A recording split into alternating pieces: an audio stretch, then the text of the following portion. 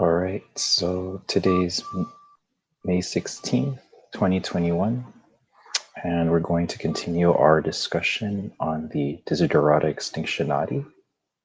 And today we have a special, looks like it's a question posed by Gary. And if you saw the post, he also made a response, and this is what we're going to be discussing today. Do you want to start off, Gary? Any points you want to mention? Yeah, if I can just continue, it's just a personal inquiry, and then we'll get on to the actual question. Here, what I notice is with your Reddit posts and your prolific output of material, that I've sort of struggled to keep up with it. And just recently, I've stopped trying to spend all day on Reddit. And regarding just what we're going to talk about with this meeting, what I'm noticing is when I stopped stuffing my brain with all the extra information, that things like we're going to discuss now start coming out. In other words, I think it's just I'm just querying. I think for some people it's probably counterproductive to be taking in large quantities of information. That I just feel that that it's inhibiting other things in my process. So I just wanted to say that for what it's worth, that I think, you know, part of the reason why we've got this little thing to talk about tonight is that I stopped everything else for a little while and created a bit of space. So I don't know if you want to say something about that or. No, it's good. It's good. Just you see what happens is a lot of this stuff builds up in the background. So I think my connection's pretty slow. Can you hear me? Yeah. Yep. Yeah. Okay. Should I get on 4G? No, it's fine. Here, it's okay here. Yeah. Yeah. Right now it's okay. Yeah. Okay, just let me know if it's crappy. But yeah, so all of these things kind of go in drop by drop, and they all accumulate, and eventually you make connections. And so it's a good idea to just stop and just pause and just have a kind of a space to cogitate. A large part of this, making progress in this, is reflection and cogitation about just thinking about these things. So yeah, I put in a massive stream, but it's mainly, it's not intended entirely for all of us. It's really for like a kind of general audience that I think they're lurkers out there. So it's mainly for them. But yeah, also one of the things I'm doing is just creating a lot of FUD and a lot of noise with the deliberate intent that it's obfuscation in plain sight. So yeah. It's you know, if you ever get this sophisticated and this becomes a real ARG, there must be too much material for the average Joe to navigate. And I mean, you know, especially if you get assessed or somebody, you know, identifies us as a dangerous group or something. Too long didn't read. There mustn't be enough fodder for them. Yeah. Basically, they're TLDR must look, Yeah. so these are a crazy bunch of buggers, and there's a lot of protection in there. Can I So, make a yeah, suggestion? Just to, yeah. sorry to interrupt, is that of course quite a lot of your posts are very relevant to what we talk about here at the meetings, and you know, occasionally a particular one will be sort of essential to understanding what the meeting's about. I'm just wondering whether you could somehow just maybe indicate posts that you particularly would like people coming to the meeting to read. I mean, it doesn't need to be, it could just be something that nobody else knows, that, you know, assigned to us, you know, in a circle, so to speak. You know, Yeah, read this, no, that's you a know. really good idea. That's a really Yeah. good. What I'll do is I'll chuck in a little emoji. I'll find some suitable Yeah, emoji. just that's right. And we can say, okay, well, we know we've got to read that. We can't skip that. And if Oh, everything else is too much, you know, well, it's optional, I guess, you know. yeah, Um, I'll try and yeah, do an all-seeing eye or something. Emoji, see if they go. But yeah, I yeah, noticed that I'm pushing a line, right? I'm definitely for laying down a trail, psychologically speaking. But I notice I'm quite disappointed in it that the things that people upvote most are kind of the exact opposite of the things that I would like. Every now and again, I drop in yeah. something which I can just feel is a bit of a clanger. Mm, It goes down like a mm, lead balloon. And it yeah, really disappoints me because a lot of mm, those things are the track that I want people to be on. It's just, I guess they're just too esoteric. But why I'm disappointed is because I'm laying down all the keys, and there's a lot of repetition. I'm getting a lot of in and stuff like that, and then I intend to pick them up, and then kind of where I say, like, take for instance a word like egregore. Then I'm building up this concept from a lot of different angles, and then I drop it in with the plum thing, and then like you get two upvotes. I think, okay, I missed entirely. But I yeah. just What feel you're like up against is the fact that the you know, typically what's happening is that anything to do with a good doom story gets plenty of upvotes because it's just easily digestible. You don't have to think about it. It's a bit of an excitement, you know, or you know, the latest bit of crap, and of course everybody will read that. But the other stuff requires mental work. It requires work, you know. And I often, going through your list of things, I'll rank them. You know, if I'm not in the mood for doing mental work, I'll go and pick the icing off the cake and store up a pile of tabs for the hard stuff until I'm feeling a bit better, you know. And sometimes you don't make it back. And, you know, I've noticed there a couple of times. You put things up, and I thought, oh God, poor Hugh, he's going to be sitting there thinking that they've missed it again. I really wanted them to see this, and it's got like 2 upvotes, you know. I thought that was going to happen on that one you put up it for doesn't the it you put doesn't up a really matter. yeah, It goes inside. So basically, I'll always come back to something.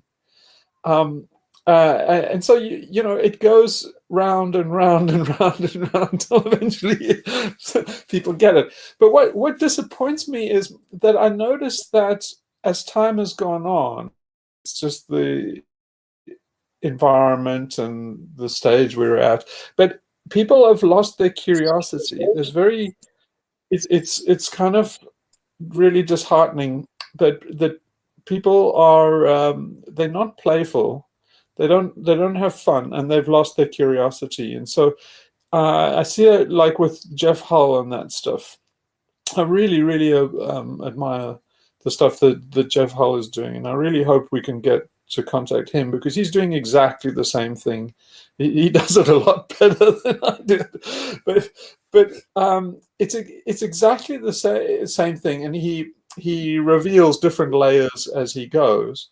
But yeah, he's doing exactly my vision. But I realize now that when I saw that Institute video, the impact it had on me was very profound. And most people, people I've told and stuff, I think they think it's kind of weird. Like, how did you get so much out of this junky movie? But it's where it comes from is straight on a band that's really powerful, and it's powerful from the point of view of social change and enlightenment, and it's very, very deep on so many levels. So yeah, I can see that Jeff Hull gets it completely, and yeah, I would also like to. I can see that people like Alison McDowell is also. She's got parts of it, but there's a big blind spot where that I feel that we could fill in quite well for her. But a lot of this stuff is instinctive. And I think it's instinctive in Alison. But the parts that I would say is the big black hole with Alison is that I see this thing that we're up against. Everybody sees it as a kind of titanic battle against kind of these Manichaean forces of good and evil. Even Kevin sees it that way. We just have different definitions of what this evil is. But so I sketch it out in things like the alien cortex, and Kevin calls it the Jews. But it's much bigger than that, and it's a cosmic principle. So it's much bigger than Alison can see the tip of the iceberg, but she doesn't see it. It really goes to the heart of the universe, and it's kind of the debate that physicists have: is the universe fundamentally digital or analog? And it's neither, but that's the battle. So everything you said about like uploading to silicon and stuff is that idea of uploading to silicon is a digital idea. It comes from digital rational thinking. And it's, I just say, well, you can actually locate it in our alien cortex. Now, a lot of people would say, oh, I'm just, blaming 6 millimeters of the outer layer of our brains. And say, no, if you ran an evolutionary tape, I think the alien cortex would evolve. So if you ran an experiment on another planet, if you seeded it with life and ran it, then I think that the alien cortex would evolve. It's much bigger than just the specifics that I'm talking about. And so, but where it gets really big and cosmic is it's literally the difference between life and death. That digital thing is you can't get more too metaphysical or too hyperbolic about it, because it is literally the devil. It is literally death.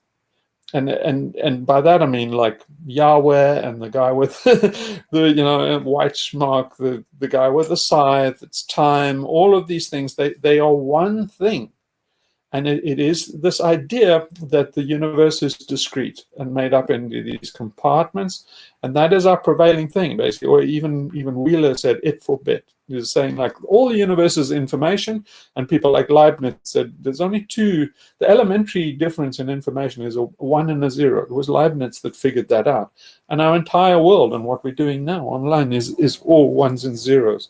So that's about as basic as you can get for a discrete and digital world. And eventually guys like Feynman come along, and he says, the wave particle duality is just a misunderstanding that the ancients said. He says it's particles. It's all particles. They misunderstood in the old days that they thought it was digital and continuous, but it's particles. We understand today that it's particles. That's what Feynman said.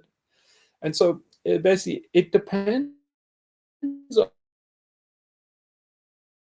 on the observer and how you observe. So what Feynman said is not legitimate, that it's all particles. But that is the path that we're on, and mainstream science says that it's all particles, it's all digital, it can be represented by 1s and 0s, and because it's all 1s and 0s, then you can upload to silicon. Complete madness. But can I interrupt there? Do you mind? Yeah. Is one thing I didn't put in that little thing I wrote was an extension on the work that Charles Ledbetter and Annie Besant were doing, And I started to realize that a lot of the physical science that we do, which requires great expense and effort, you could see that they were demonstrating that they could do it by occult or psychic means. In other words, they didn't have to move from their drawing room. They could just sit there and see into it and understand it fairly well. Well, at that time they did it, they understood it decades ahead of any conventional physicist in terms of the periodic table and that. And then I thought about these massive things that we do, the particle colliders, the massive constructions, you know, enormous amounts of energy and effort and people and all the rest of it. And it struck me that that was probably exactly the kind of thing that Besant and Ledbetter would just sit down and tell you what those particles were going to do. Yes. And it goes back to what I'm just thinking about what you said about Feynman and the particles, is that the particle kind of implies that everything's physical and material, and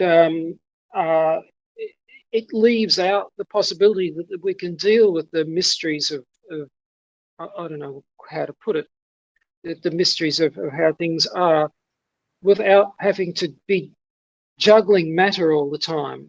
You know, we could just leave matter alone and look. I guess it's kind of related to the kind of spiritual vacuum in the world we live in anyway. There's a spiritual vacuum, and for some people who are spiritually aware, they also have those psychic and occult cities, which you were going to talk about later on, you know.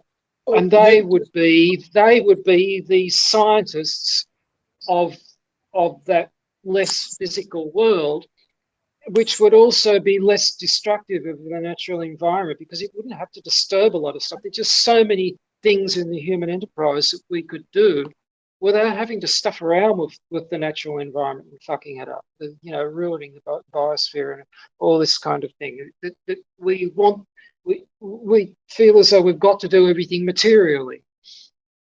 I'll leave it at that.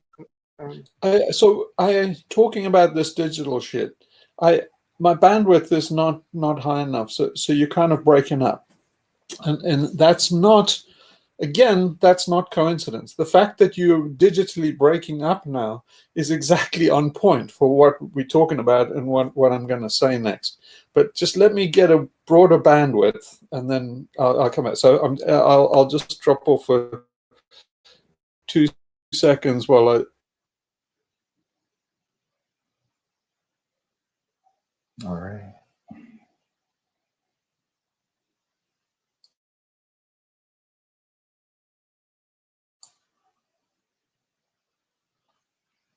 Digital versus analog.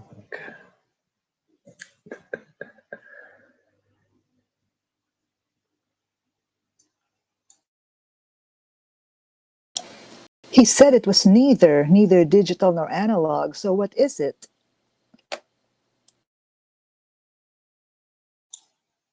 Oh, you're muted, Gary. What were you saying? Oh no, he said the ultimate reality was, has got no qualities. It's neither one or the other. Okay. Ask him that question later on, see what he says. Yeah.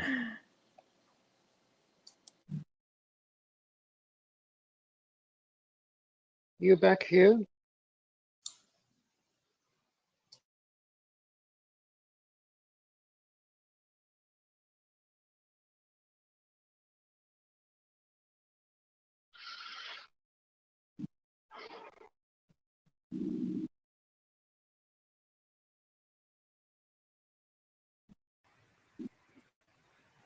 Am I back?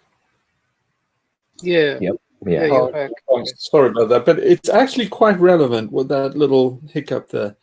So what our society and culture denies, and it's very important because it will lead to our extinction, is that it's impossible to digitize information without information loss. So the universe I don't believe that the universe is actually analog or digital. I think it's fractal. And so I think that Einstein led us up the garden path with the photoelectric effect. So just a history on the particle thing and how we got to the Large Hadron Collider, just a brief history, was it started with Max Planck and the ultraviolet catastrophe.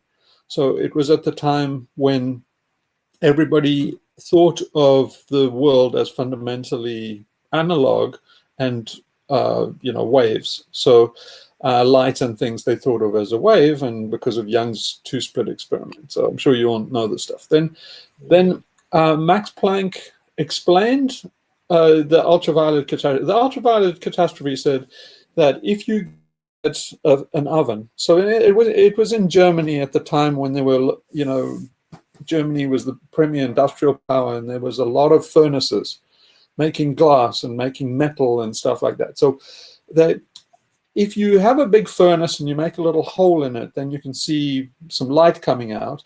Now, the way it works is that, there are only colors at room temperature because energy gets absorbed, and some materials reflect some of the energy back, and then that's why we see it as a bit of a color spectrum. But that color spectrum doesn't last very long. If you start exciting atoms to about 800 degrees Celsius, then they start to glow cherry red. So everything is really a color based on temperature. It just gets a bit fuzzy at room temperature. But by 800 degrees, it's cherry red. Then it goes, into yellow, to white, to blue. And they're saying, like, okay, if you have a furnace that is like white hot, that's 2000 degrees Celsius, then they'd say, what's the energy doing inside that cavity? And they say, okay, it's a wave. So, how many waves can you fit inside the cavity? It's like a tuning box, exactly like a guitar. And they're saying basically almost like Pythagoras saying, imagine all these strings strung across. There are only so many modes of waves that you can have. You can have, say it's a 1 meter wide furnace box. Then you'd say you could have a 1 meter wave, or you could have a 50 centimeter wave, because the two could fit in. But you have to have a fundamental mode, because you couldn't have like half a wave, it would destroy itself. So when you go through it and you say, okay, well, then let's divide it up and see how the energy is distributed at all wavelengths.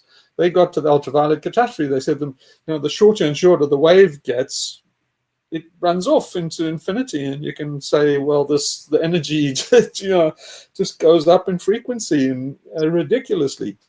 When they looked at it in actual fact and saw what the frequency looked like, it actually tailed off. It didn't go asymptotic to like the ultraviolet catastrophe predicted. So the only way Max Planck found the answer to it, and he said, well, look, they weren't interested in really finding out what was happening inside the cavity. They just wanted to know how you could model it with numeric methods. In other words, digitally. Now, people miss this point, that the aim of Max Planck was to give a digital explanation for an analog theory. And he found that by saying, well, let's pretend that these are not waves, just say they're all little packets. So just say energy comes in little packets, and let's see how that goes. So he ran it all, and he said, well, if you have a fundamental packet that basically is called, the Planck length and Planck constant now you're saying if you say that energy is discrete and comes in little packets, it all works out. He never thought that the universe was like that. He just thought that's a clever trick so that you can approximate what's going on with black body radiation. Einstein came along and said with the photoelectric effect, he said photoelectric, basically photo is solar panels. But Einstein, I think he essentially invented solar panels, because no, maybe not. The photoelectric effect was known before Einstein. But what Einstein did was said, and he did this in experiments in his little laboratory. He got a little solar cell, in other words, and put a lamp on it.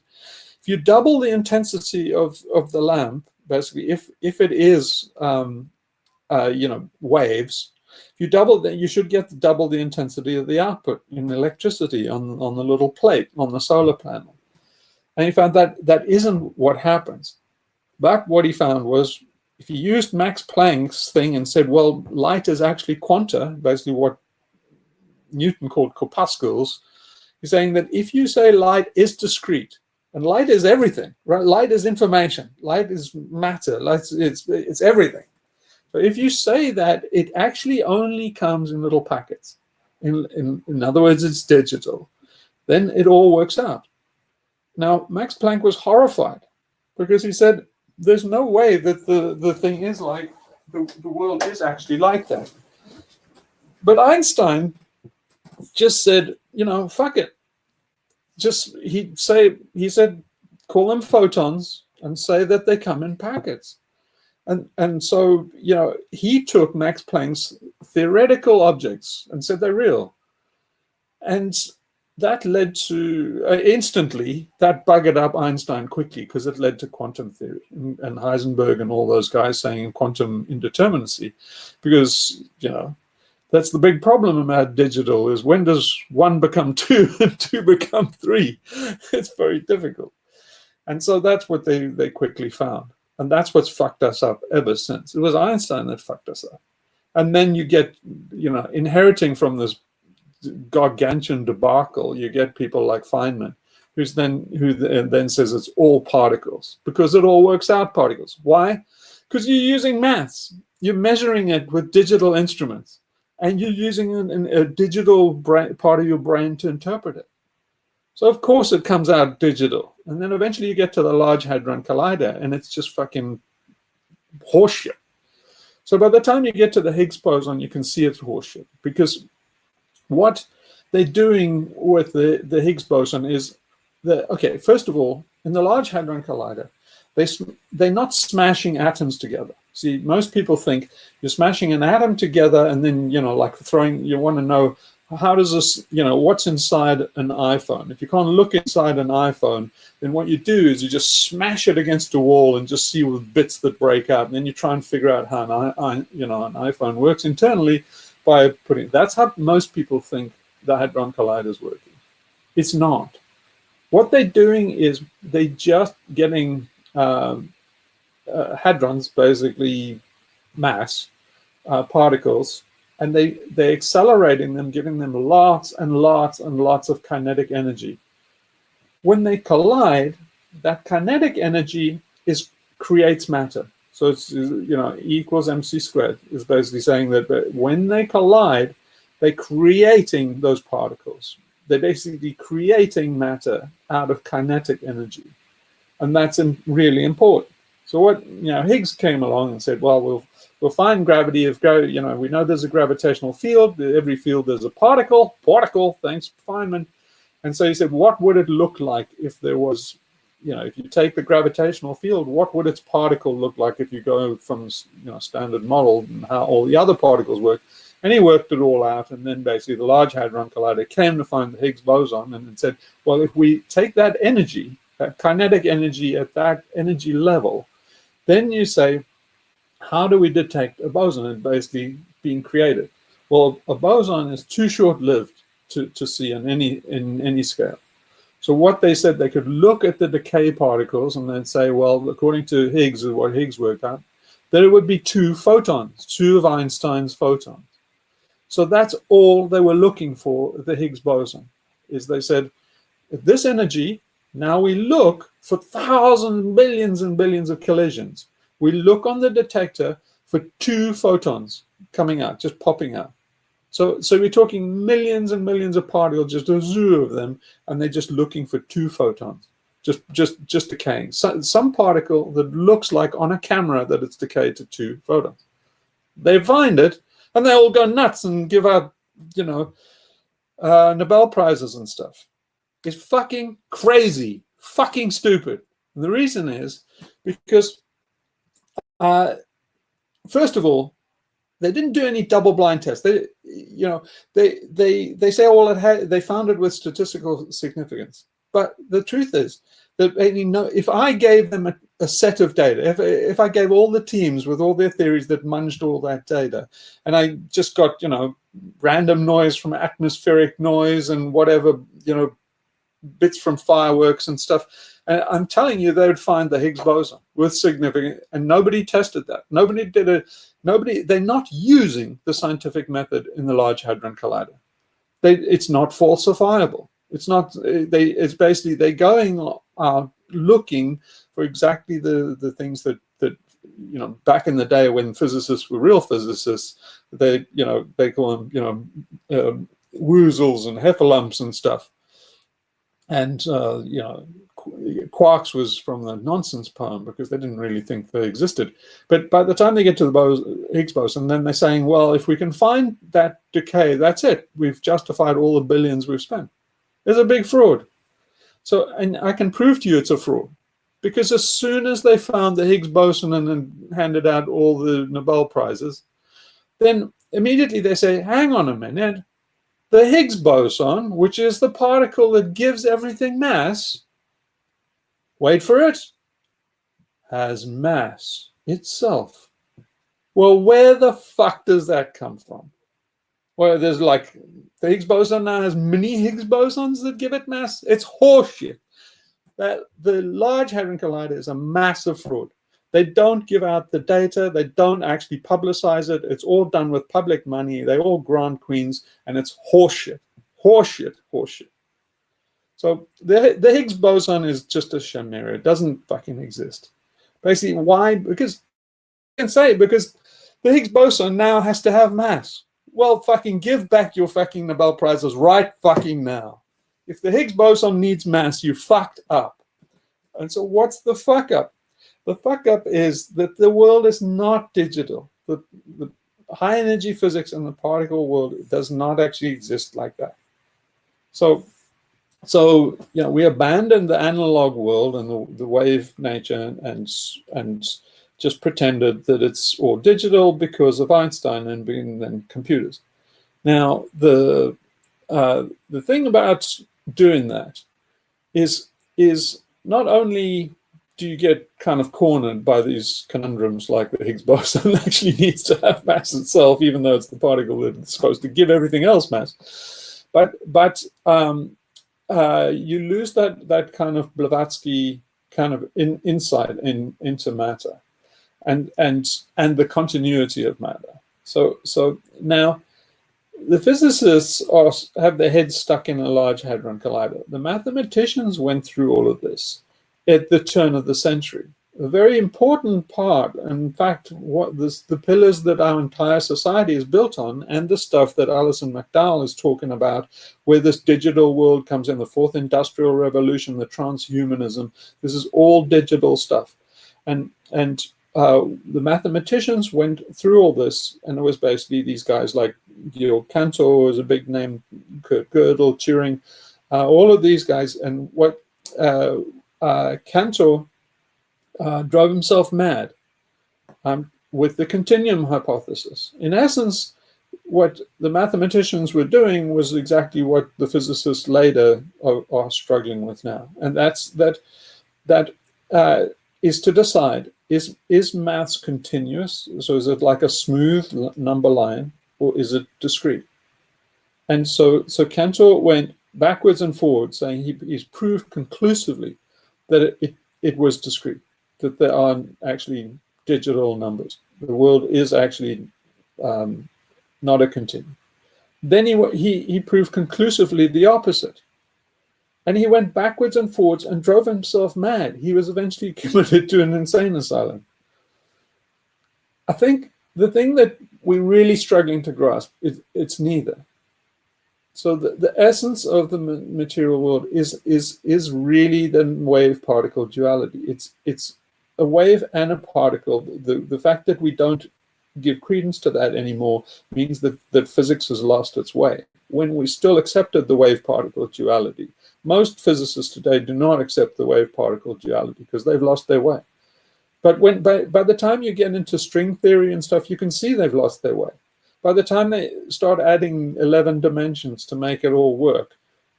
So adding dimensions in string theory, and they have to add dimensions now to get a model that works, and it doesn't work, by the way. But they keep on adding new dimensions. Well, if you're a science geek and you're a science enthusiast, Then you think, oh, other dimensions. Oh, these are realms that, you could get portals through. Horseshit. Other dimensions are just, you have an equation like E equals MC squared, and it doesn't fucking work with the real thing. So you just keep on adding terms. A, B, C, just add Greek letters. That's what dimensions are. It's just adding Greek letters to fucking equations. It's not another realm, and then you get Graham Greene and these fuckwits saying, well, it's folded up inside. That's how to imagine dimensions. Horseshit. Dimensions are just fucking a mathematical equation where you add symbols. So just, you can't get it to work out, so you just add mystery symbols. That's what they did. Utterly unimpressive. Give back all your fucking grant money and go and get a fucking job sweeping the streets. It's a con game. They fucked us up. Now, this is not trivial, because what they've done is, and in the pursuit of, and why they're doing this, is the pursuit of certainty.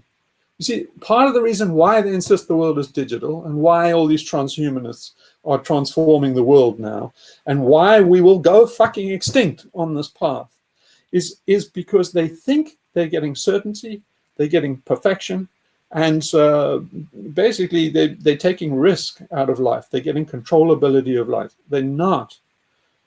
To get a digital representation of the world, what Einstein had to do, and all Max Planck, all of these guys to say that they're quantum packets, to get a digital description of the world, you have to lose some information, and they won't accept that.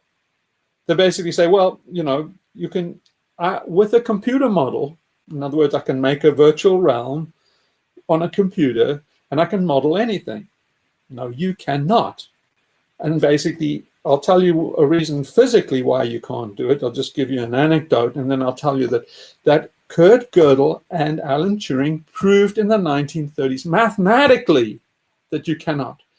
Our civilization ended with Gödel's paper. The whole project, the Ernest Becker's immortality project, what we're trying to do with the cyberneticists, Norbert Wiener and the Shannon and all of these guys, that whole enterprise, the whole of our scientific industrial complex, and what we're trying to do, it was absolutely nullified by Gödel's paper, and everybody ignored it because it took away people's immortality project and their certainty. They wanted certainty, but Gödel said that there could not be that certainty in that way. It was either incomplete. Any model, any digital description is either incomplete or inconsistent. And so I tell you, yeah, I wanted to say some anecdote of that, and say, but I can't remember what the example I wanted to give. I've lost it. But I tell you, I've spent 3 decades in computing, and I absolutely fucking hate engineering, and I absolutely hate working in the computer environment. And the reason is, I learned fairly early on that Kurt Gödel was, it's absolutely, he did a proof by the way that's cast iron, but working in computing has been laborious for me ever since I understood Gödel's theorem, because computers are absolutely a fucking waste of time. So I've had to work for 30 years knowing that every fucking thing I've done on computers is a fucking waste of time. And not only that, it's damaging. It's damaging to the entire world. And the reason is because you can't, what they want is bug-free software, and you can't write bug-free software. So I can make a trivial program that just says like hello world or something. And basically you could say, well, that's consistent and complete, or you could make something that's closed. But the thing is that as soon as you start expanding the computer and make it take data in from the real world and put data out. So that what they teach you in very first day on Computers 101 is a computer is an input, a process, and an output. So you take information here, you munch that information based on rules, and you put information out. Now, what Kurt Gödel said was, the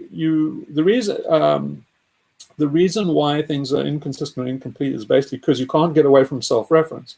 Now, a lot of people have come up and said later, well, here's a model. I'll give you 1,000 papers where these idiots have come out and said, well, here's an example of something which was Gödel complete and it excludes self-reference. But you can't exclude self-reference. There's no way you can. Gödel's theorem bites you in the ass, because as soon as you take data in, do a process and have data out, the data you put out, you cannot tell whether that data will come back round and become input again. So there's no theorem. And then Turing comes in and says, to actually tell whether you have no self-reference, is the only way to do it is to execute the program. And you would never know. As the program exits, there are some programs that are simple and trivial. But this has been a huge burden for me, because as a software developer, you're tasked with doing perfect software. Not today. Today they don't give a fuck. But for when I started in computing and through the 80s, there was tremendous pressure on us to do perfect software. They wanted Six Sigma software. Basically, they said, Japan was the big bogeyman, and Japan did Six Sigma manufacturing. And the example that they always gave us was that, if you ask for ball bearings from Japan and you say with a like 0.009 defect rate, literally this happened. There's an anecdote. They'd ship you the ball bearings and a little packet on the side, and you say, what's the little packet on the side? That's the 0.009 defect one that you wanted. So they would put the defects. That's how fucking accurate they got with precision manufacturing. So I said, well, if you can do that in manufacturing, why the fuck can't you do that in software? And you cannot tell an executive about Gödel's theorem. They're just too fucking thick to understand. In fact, our whole culture is too fucking thick to understand Gödel's theorem. And so the net effect is that we carry on. We get these characters like Elon Musk, who are just fucking retards. And they will say, we're gonna get this perfect. We're gonna manage the world. We're gonna do the Industrial Revolution 4.0, and that we're going to get everything managed by AI. And they're thinking you're getting closer and closer to perfection. Bill Gates is a very, very bad programmer. If you've seen some of the shit he wrote like this Donkey Kong program. He's a fucking awful programmer. He's just a thief. He's one of these guys that kind of guys I've often had to work for. And basically, Bill Gates is just a lousy second-rate computer programmer, and he's a thief. He just gets engineers to work for him and steals his ideas. He stole kudos to get Windows. Windows itself came from Xerox, and he stole them. So basically, he's a cunt. He's a low-down, cheap little thief, and now he's made billions on it. But what these idiots are doing, and what Bill Gates is doing, is saying, I'm going to make this perfect world where the oranges are picked by machine and the weather is controlled by AI. You see, now what is happening with Gödel's theorem in that is it's building up entropy, because you have to represent the real world in digital form. You have information loss, right? You have to simplify things, right? You have to categorize things. You have to label things. You have to, for example, take the European Union. The European Union has decimated and brought great risk and exposed humanity, at least in Europe, to a lot of potential entropy and destruction by a simple thing. And that was just classifying the seeds that you could use in the EU. So we're talking about wheat seeds. They said, okay, they're like 3,000 varietals. In fact, there's a continuum of varieties. So because they're doing everything digitally, they say, no, we can no longer have, this little farmer has a field with a variety of corn. Let's say to have the EU and the common market, we'd have to classify all the corn so you could market it and then regulate it. And so they cut, which was a continuum, but let's call it 3,000 different varietals. They cut it down to 300. Now, geneticists knew that this was a big fucking mistake, because you put the whole system at risk of like a potato blight. Irish went all the way down to one food stock or two, maybe wheat and potato. When if you have a monoculture, it'll be wiped out by entropy, by disease. So what they've done in the EU by drastically taking 3,000 varietals, putting them down to 300, is they've drastically, well, you can work it out. It's exponentially increased the chances that we lose all the wheat to some fungal parasite, some kind of disease. In other words, just consider it entropy. Now, they did it because they wanted to be certain. They wanted to have Europe regulated, Europe safe, and basically have the common market work. But look what they've done. They eliminated they exposed Europe's crop to risk because they lost the diversity. So basically in that monoculture, and it was just so that they could regulate it and make it manageable. So you see that they took diversity and making simplicity, they've actually increased the risk that they were trying to avoid. Now this is crucially important. Okay, now I'll go back to my experience. Why it's been such a burden on me to work with fucking idiots like Bill Gates, because they're driving you to do perfect software. And they are too stupid to understand that you cannot do perfect software.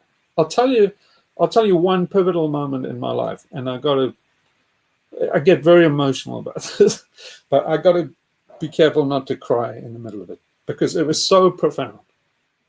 But here, let me tell you this. So when I was in my 20s, I worked for this big blue company. And I worked on a bit of software that was the most prevalent software in the world at that time, in the 80s, right? So in the late 80s, and I was just a young guy. But this software ran everything. It was the most used bit of software in the world. If you rented a car, if you got on a plane, if you reserved a plane ticket, it was all done on this software that was done in England. Now, in those days, because this bit of software, management software, it was done everything, warehousing, you name it, logistics. It was considered at the time, it actually even launched rockets in NASA. It was considered at the time one of the most complex achievements in humanity. And it was represented about 4 million lines of code on mainframes. Now that's well superseded now. It's kind of quaint now, but it was quite something. So here's what happened. So in those days, you would get on a plane or something like that, and even when I went on planes, you'd see the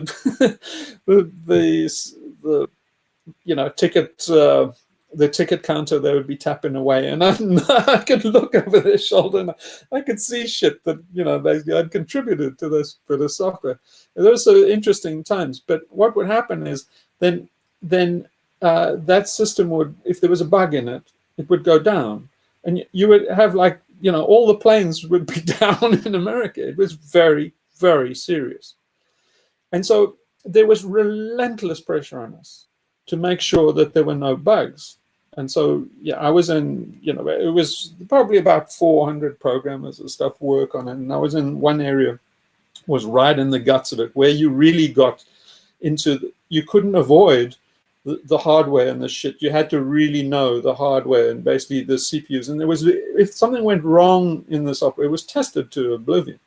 But if something went wrong, it would be something like, you'd have to understand the instruction pipeline, and basically the two CPUs might be accessing memory at the same time, and one would lock themselves out. You'd get exotic situations that you had to really know your stuff to figure out.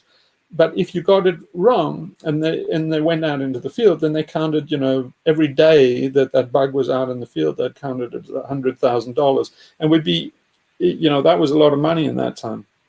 And then so anyway, this is the kind, you can imagine from this the amount of pressure we were on to do perfect software, and so just I'll just insert something in here because it is kind of related to your question, Gary. But if I come back to it later, but so there was a guy who was about my age called Mick. He was a very, very bright guy. Never went to college, but to give you an idea of the kind of environment, I want to paint this picture very, very vividly. The management, so there was some problem or other that's, the guys looked at, and I looked at it as one of the reviewers, and I said, no, there's potential for this to happen. And people looked at it and they said, yeah, but Jesus, that's like a chance in a billion. It's like, that would be such a corner case. We should release it. It's not going to happen.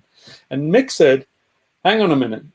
And so in front of all the executives, he said, okay, let's say, what do you say? Like, it's how many, say it's a chance in a billion. You say, okay, now look at how fast the CPUs on the mainframe are churning. So basically, how many CPUs? Was that by how many customers? He said, if you release that, it'll happen once every 12 seconds. And they were like, whoa, flawed. But so that's, the kind of perfection that they were looking at. That's the picture I'm trying to paint. So here's the story. We got this series of bugs that basically fixed and then basically put out. Then one of the customers, like the FBI or Hertz or one of these guys, then the thing would crash. Everybody would be down. There'd be a huge panic. It would come back. We'd have a look at it and say, okay, yeah, we got it. It was this previous fix that we did. It's generated a new mode of failure and a new bug. Then we'd fix that, and then basically it would go.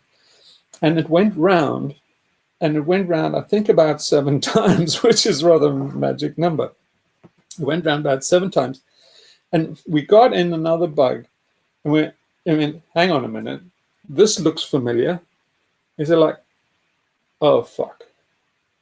Is it like, this is the original bug that we saw 7 fixes ago. And I was just floored because we'd in each fix, we'd push the problem on to a new thing and eventually come back full circle. And this is the part where I almost choke up. But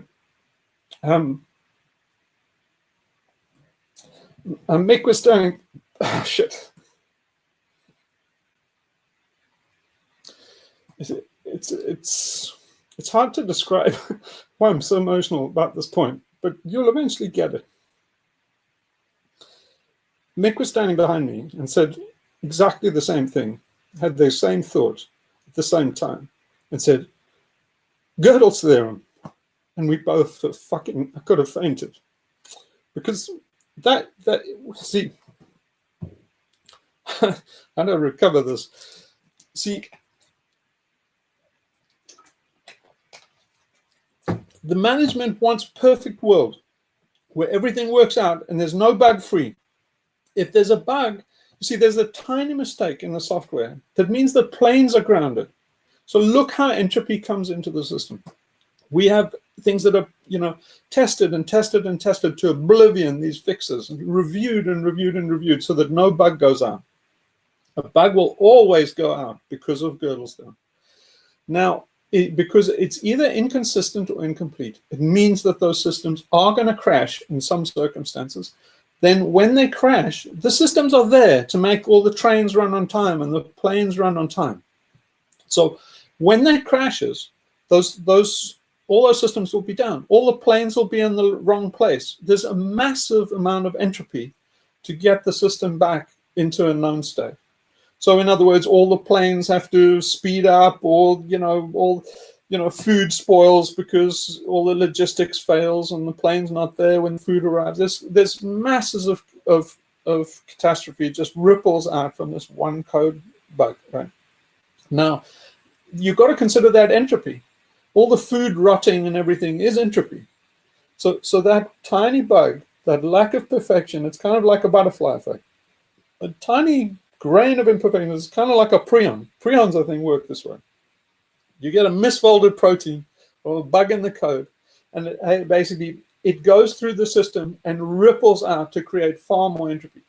Now the management goes nuts and says, we're going to fucking take heads. We're going to fire the lot of you, because they fucking C-level students that don't understand shit. They're basically Bill Gateses. You can't, if I sat down now to explain Gödel's theorem to them, they're too fucking arrogant, thick, and stupid. I've been told to, I don't want to hear this shit. Get out, fix that code. You make it work. You're in charge. Fuck off. I've been told in those terms. I've been trying to explain Gödel's. You cannot explain to these fucking idiots, morons, psychopaths. You cannot explain to these cunts that software is inherently buggy. You can't say that to them. They don't want to hear that. So they just shout and threaten and bully. And so basically, I've spent 30 years with this knowledge that you cannot get this perfect software. And what you're doing by pursuing it, by putting this perfect code in, you're going to get a bug that winds up in more entropy in the world. And Gödel showed that you cannot get it out of the system. So this, I hope I'm not losing you or boring you to death in all of this, but think of it in terms of Alison McDowell and in terms of the Fourth Industrial Revolution and all of these things, everything to EcoHealth Alliance, all the programs they're doing, all of these systems and the AI, the management systems. If you look at Alison McDowell's systems, they're basically trying to regiment people. They're trying to regiment kids. They're doing, impact tokens and stuff that they try and manage the poor. Poor people to Bill Gates's are entropy. And they say, well, we kind of squeeze the entropy out, and we'll use software, and we'll use this kind of incentives and management. And so I was all for a UBI, because I naively imagined a few years back, naively imagined that would allow people to escape from the system. But I eventually realized that we're not going to escape from the system, because they're going to put caveats on it. They're not going to give you a UBI and say, go and write poetry, have fun. They're going to say, okay, here's your incentive thing. You can use this for this. You can use this to improve yourself here. But basically, they're turning you into a slave, into a machine. Now, this is very, very bad from Gödel's point of view, because what you'll get is these catch-22s and stuff. You riddle people into this world that's completely Kafkaesque, because eventually you'll have, well, you're not allowed out. You see, imagine it. You're thinking linearly like a Bill Gates. Let's say Bill Gates or Michael Shermer or basically Klaus Schwab. You're saying, like, we're going to make a perfect world. So how are we going to do this? Well, we're going to basically make everybody have a cell phone, because then, basically that's one step. Well, later we'll implant a chip in their brain. But let's start with a phone. And say, well, you have to have the phone. Why? Because you're a fucking terrorist if you don't. We can't have people break away people and stuff. So basically, you have to have your cell phone. Then you'll wind up in these catch-22s, where it's saying, like, okay, I can't get a cell phone, because to get a cell phone, you have to have an address. And basically, I'm homeless, so I don't have an address. So I can't get a cell phone, so then I can't apply for the UBI that would give me the rent to get the thing that gets me on the program with the, things. You will have all these people, and then basically those people be arrested on the street by a cop who says, why are you a vagrant on the street? Don't you know, since Bill Gates's, philanthropy program, that everybody's no hobo left behind? So they're basically saying, what's wrong with you? You haven't got a cell phone, and you're trying to explain to some fucking pig ACAB on the street is like, I haven't got a cell phone because I don't have an address, and you can't sign up with an address, and basically round and round the circle like this. And he's going to say, either you're fucking insane, in which case they'll send you off for basically Clockwork Orange, or otherwise he's just going to arrest you, and then it's going to get even worse for you. And so basically, more and more people will be caught up in this, and you can see the entropy growing as they're trying to get sane. They're trying to make this thing sane, rational, and make a system that's perfect. Everything runs on time. There are no more poor people. You have nothing and you're happy. But of course, everybody would be desperately miserable. And so that's the world we're heading in. But it's not only the social thing that Alison McDowell understands.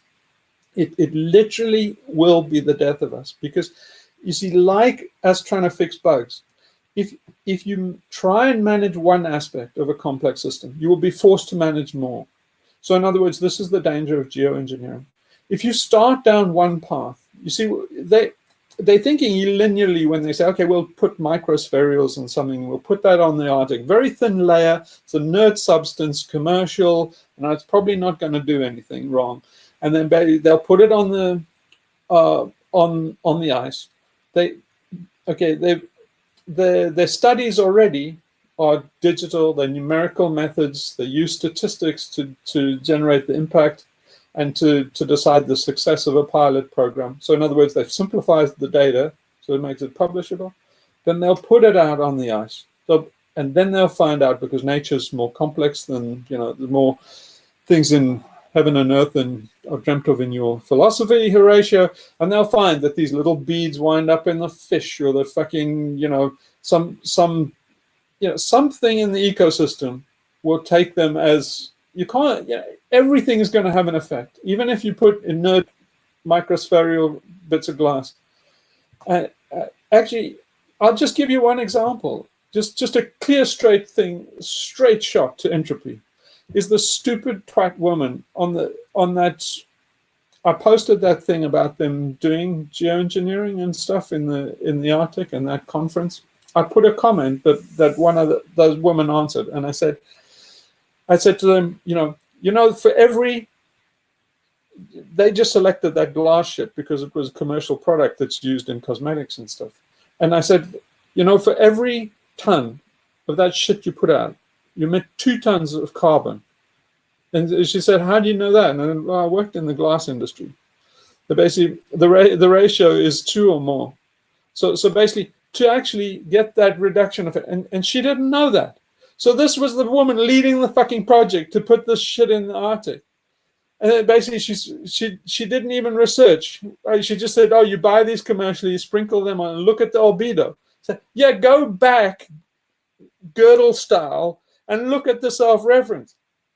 You're trying to lower the albedo because of the carbon. You've just put 2 tons of carbon for every fucking ton of these things.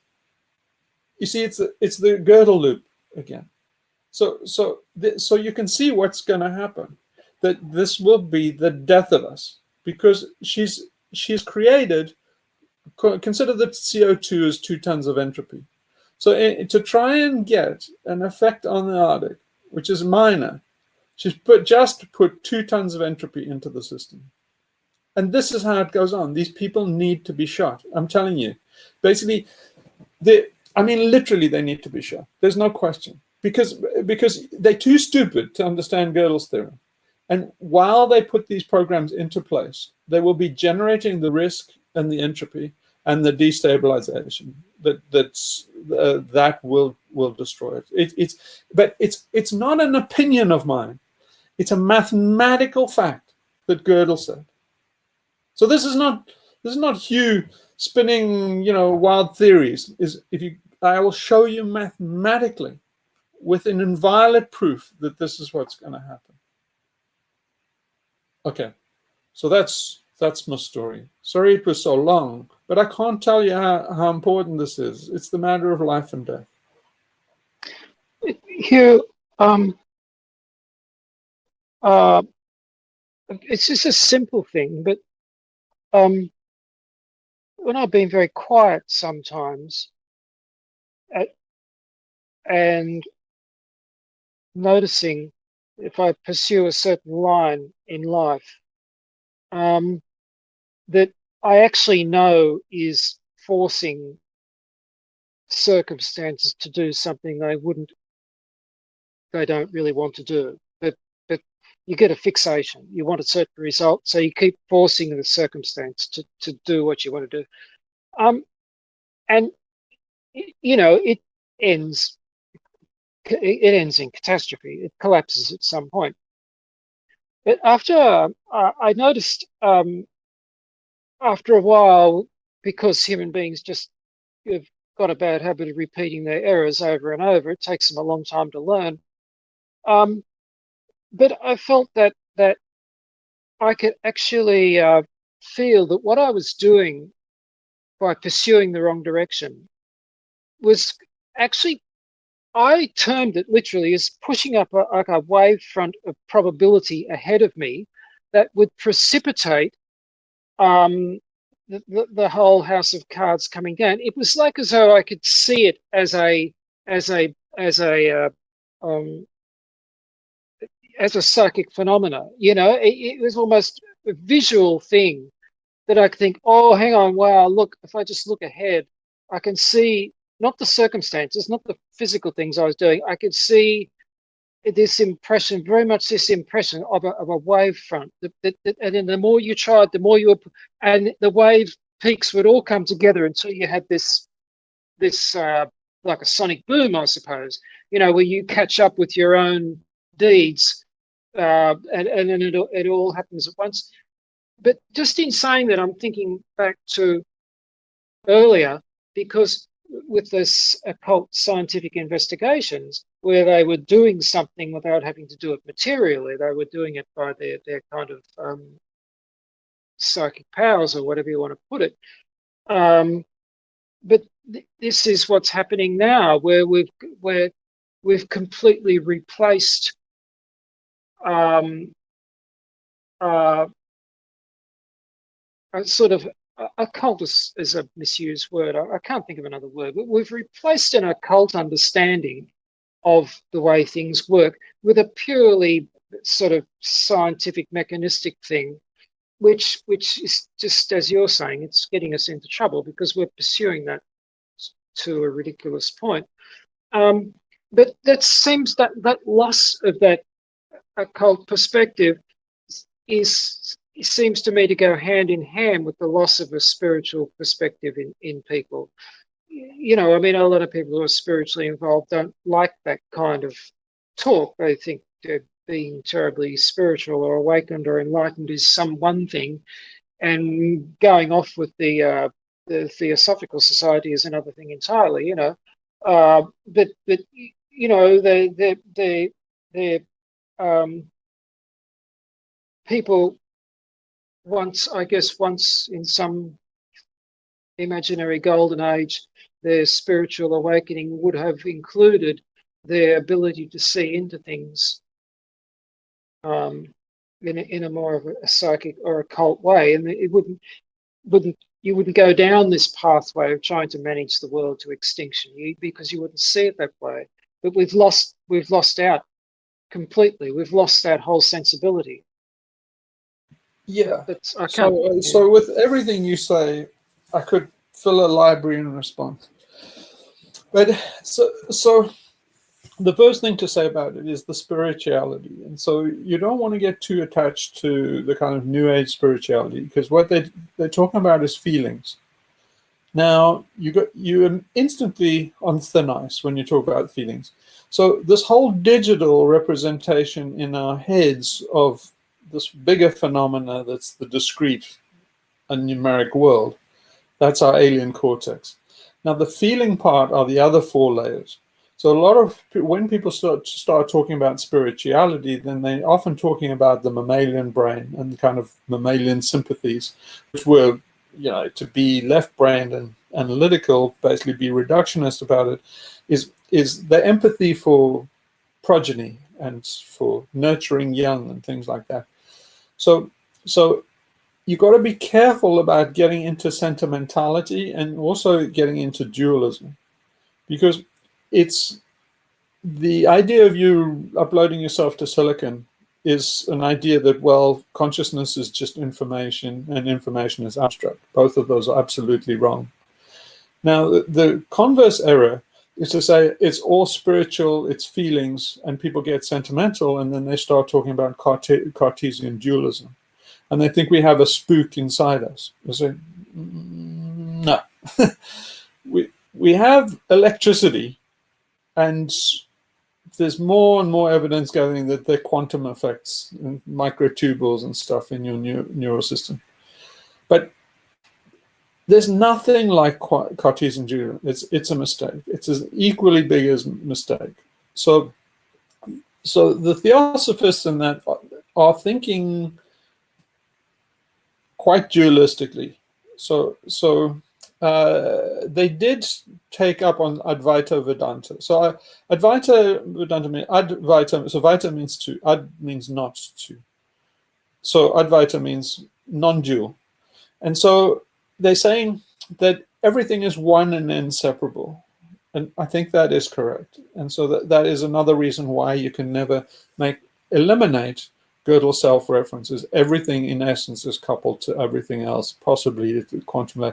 It's like things are quantum, every particle in the universe is quantum entangled somewhere back to the Big Bang or something like that. There's something like that going on. But the idea decays rapidly to nonsense, where you get this idea, you've got this transhuman self that's information and can be uploaded to a computer and represented in digital form. It's horseshit.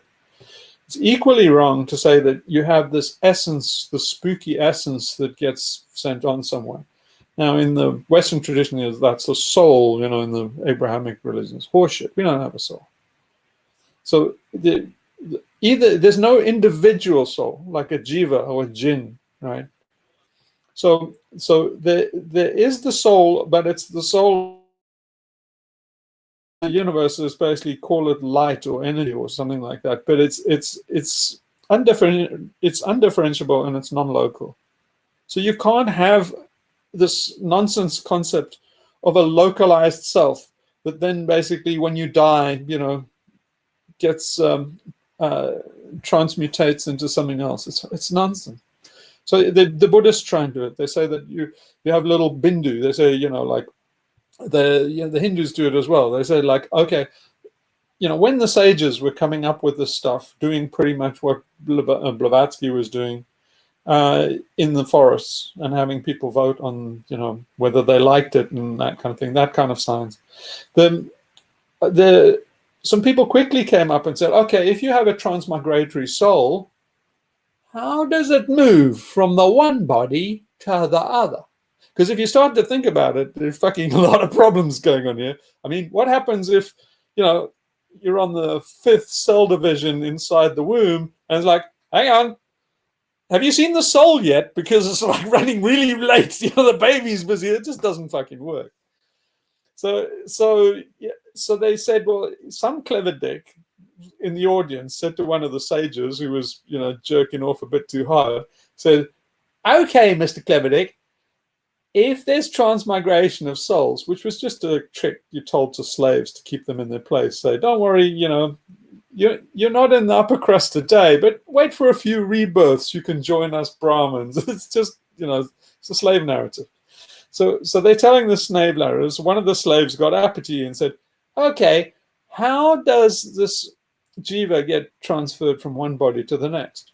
So the clever dick sage went, there are these little seeds called bindu, and it's done with those little seeds. And everybody went, oh, okay, that's all right then. All right, he said it. It's like, I think somebody should have said, okay, clever dick, show us one of these seeds. It's like, what, you want to see one of them? Oh, shit, now I'm stuck. It's horseshit. It's horseshit. So can I jump in? Do you mind?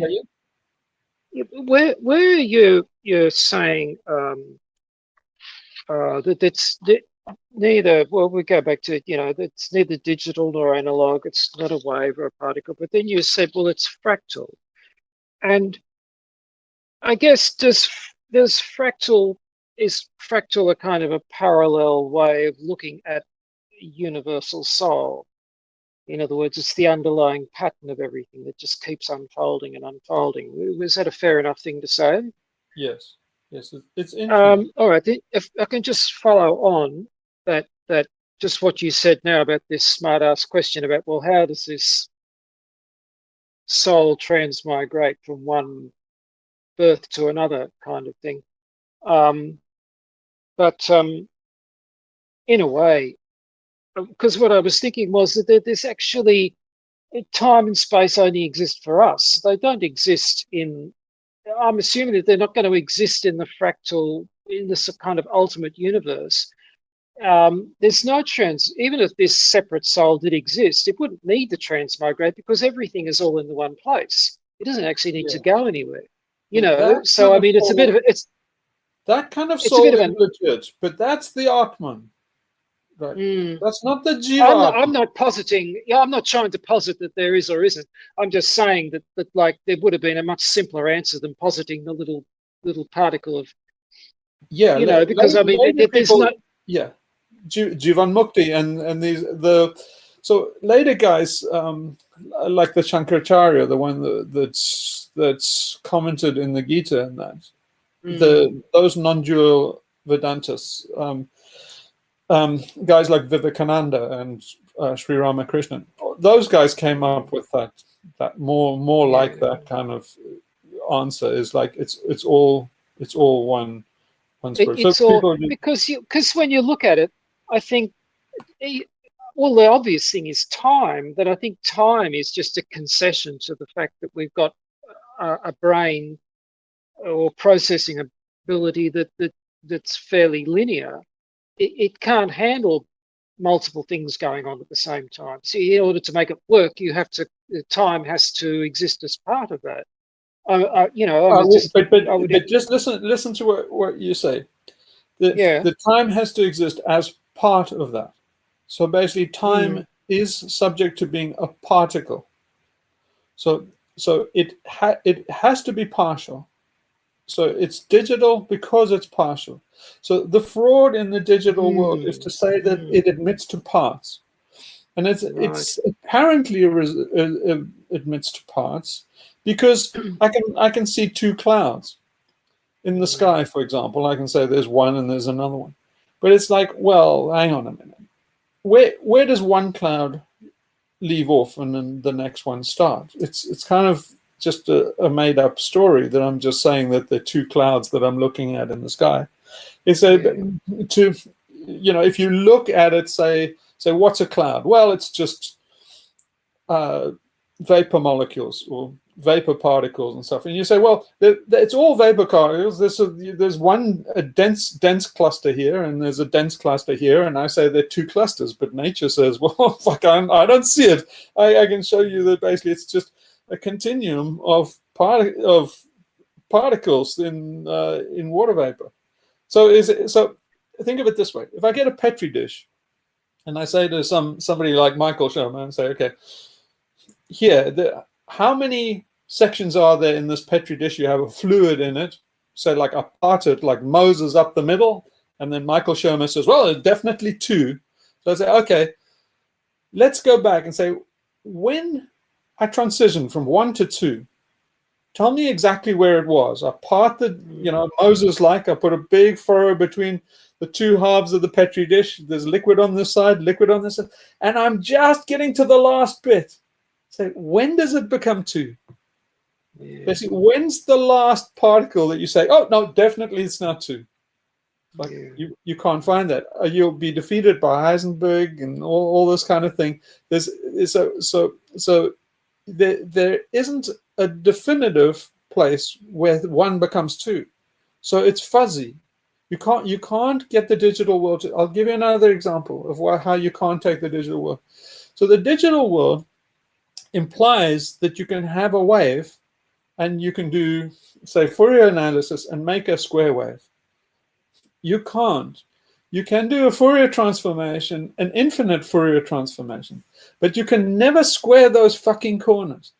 They'll always basically have good. So you know what Fourier analysis is? You decompose a signal. So all of this is, if it's information, it's the signal, right? So what they're saying is, you can always get a particle. You can always get a digital signal. So they say I can get as much fidelity as you want in analog or digital, whatever you want in visual or audio.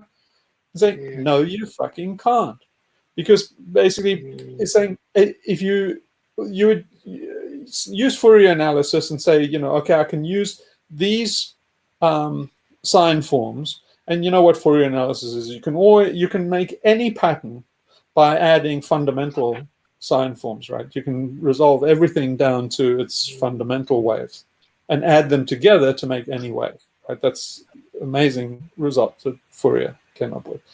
And so Fourier analysis, you can decompose everything.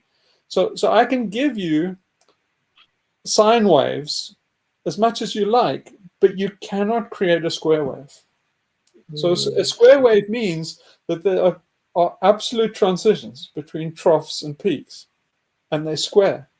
But to be a square like that sharp corner means that you have to have an instant transition in time.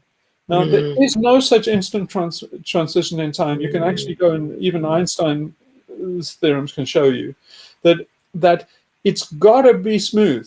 You cannot say, okay, if I give you a particle in the universe, and I say, even if you take Newtonian F equals ma, and you say, okay, this particle is going to move, but I'm going to start and stop discretely.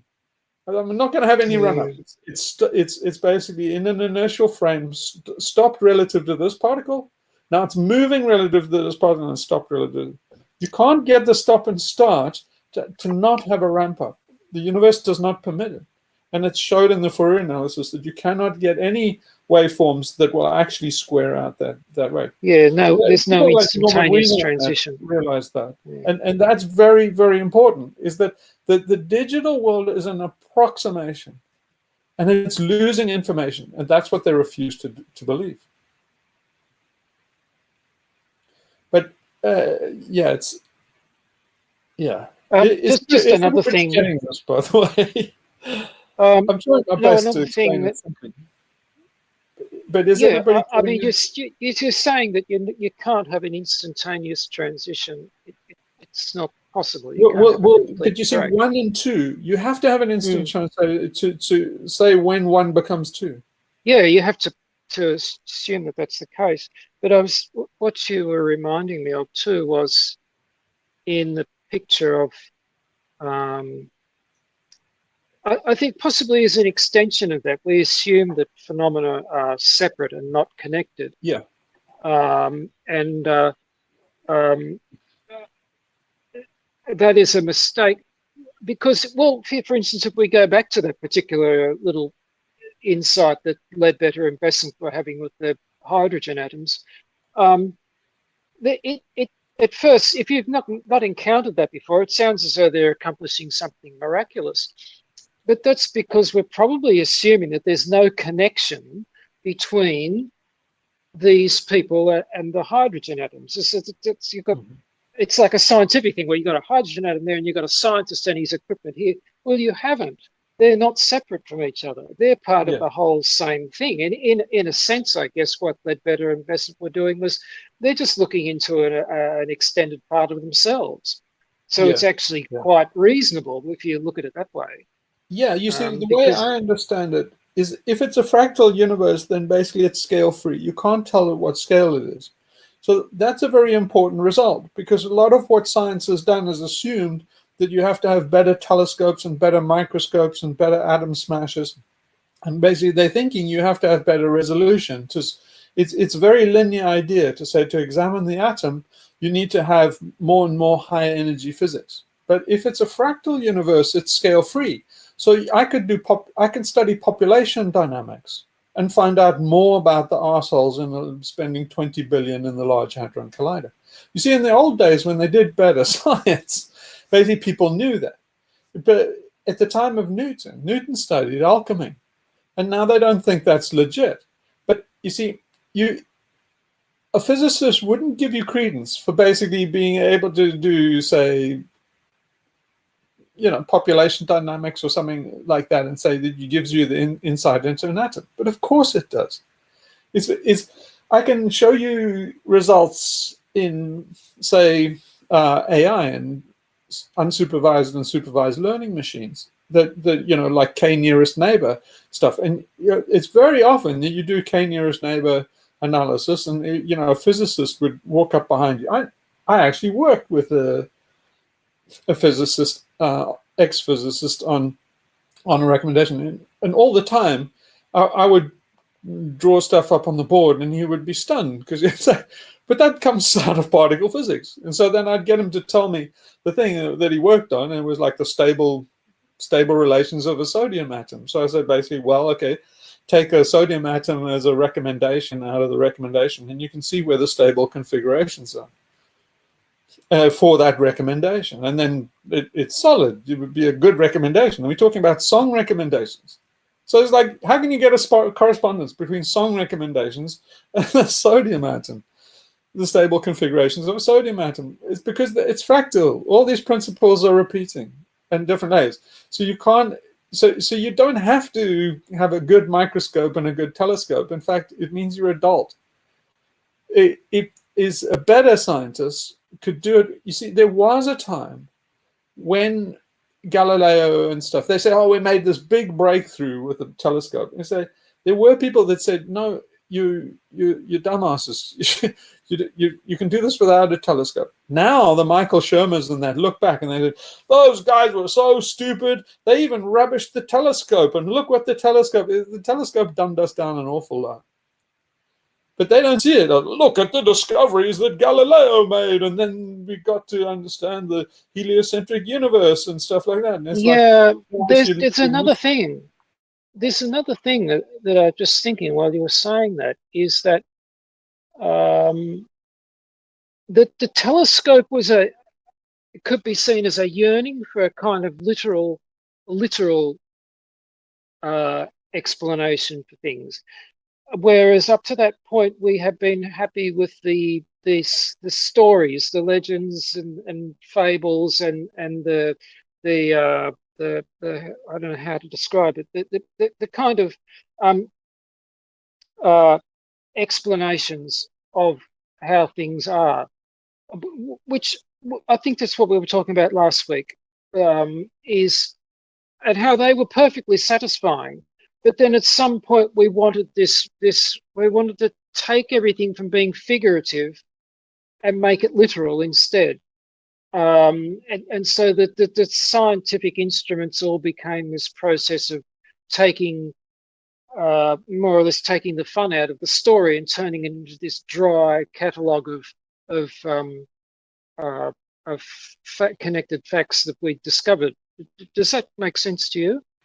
Yeah, but not entirely. You see, the telescope had some value in the fact that it added some randomness and it added noise, right? So for example, a lot of the opposition that Galileo got was everybody had a perfect universe. They had the harmony of the spheres, and they thought all these, God made these planets, so he must have made them perfect, and they must be like mathematical objects. The moon must be super smooth and stuff. And then Galileo looks at it and says, no, it's rough. The moon has craters in and stuff, and they didn't like that. But you see, in saying that and saying it basically, it moved on that stale digital and reductionist. They reduced it. Aristotle had done a big snow job of reductionism and rationality, and reduced the universe to this dry, stale perfection. So Galileo then did the telescope act like a shamanic instrument. So I'll tell you something really interesting. In shamanic times, this was all done. It's rather strange because shamanism was a universal religion. And the reason they know that is because anthropologists study populations all over the world, and they have very similar elements. So shamanism and the mother goddess look like two universal things. Here's an amazing thing about shamanism. All over the world is this bizarre little quirk that shamans, Sophie will have to tell me here, but they took the bone, the sternum, this is the sternum, right? They took the sternum bone. This is a universal practice. It's completely bizarre. All shamans around the world had a practice. You can find this practice where they take the sternum of some animal, human or deer or whatever, and they use it for divining, fortune telling and scribing, that kind of thing. And you say, like, why? What's the thing about a sternum? It's the most arbitrary piece of shit you could possibly think of. The key is that a sternum is flat, and what's universal about a sternum, and Sophie has to correct me here if I'm talking bullshit, but what's amazing about a sternum is it crazes. It cracks in a random little form. And that's why they all used it. Are you there? No, yeah, I'm there. I was just wondering what you want. So I'm feeling a bit under the weather this evening, so I'm not anticipating much. I think I'm a bit tired. But so yeah, I was listening to you talk about the anatomy of the sternum, and it's fascinating. The thing is, if you get a sternum bone from an animal, yeah, why use that for fortune telling? But the reason is that it cracks and it gets a crazing pattern. So that crazing pattern is a random pattern. It's like a Rossblock ink block test, a Rosach ink block test, right? So they're all using it. Basically, you're using it as a random field, just like a Jackson Pollock painting or something like that. So what they can see is their own neurology, because there's no information in the actual crazed pattern. The human brain is, like Michael Sherman loves to say, is a pattern recognition machine. And when it can't find those patterns, then you get the kind of apophenia, where it starts to make the patterns. And that's the divination, because in that apophenia is exactly what Gary came in on this whole conversation, is you feel these things building up and they kind of burst on you. Well, if you do that kind of scriving and what's the other words? Crystal ball gazing? I can't remember what you call that. But anyway, that gazing on a random thing, it brings out in almost like a emergent dream sequence that it'll bring out that, apophenia and those relationships. So telescope, I think, did something similar to that, and it's said that by looking at the moon and saying things are rough and it's disordered and murky like that, it then spurred science on to look at the world deeper. So Aristotle didn't do the world a good service, because he made a very dry, stale world that is the world we'll get to with a transhuman world. In other words, he got to an early transhuman world where it said it's all music of the spheres and these ultra smooth billiard balls and all this perfection, and they said, there's only imperfection down here on Earth, and it's only apparent. It's all really billiard balls down here, and it's all teleology. And if we could, Laplacian like understand every trajectory of every particle, we could know the future with perfection. It's a very dry, stale, dead world in the world of the fourth industrial revolution. But it's not true.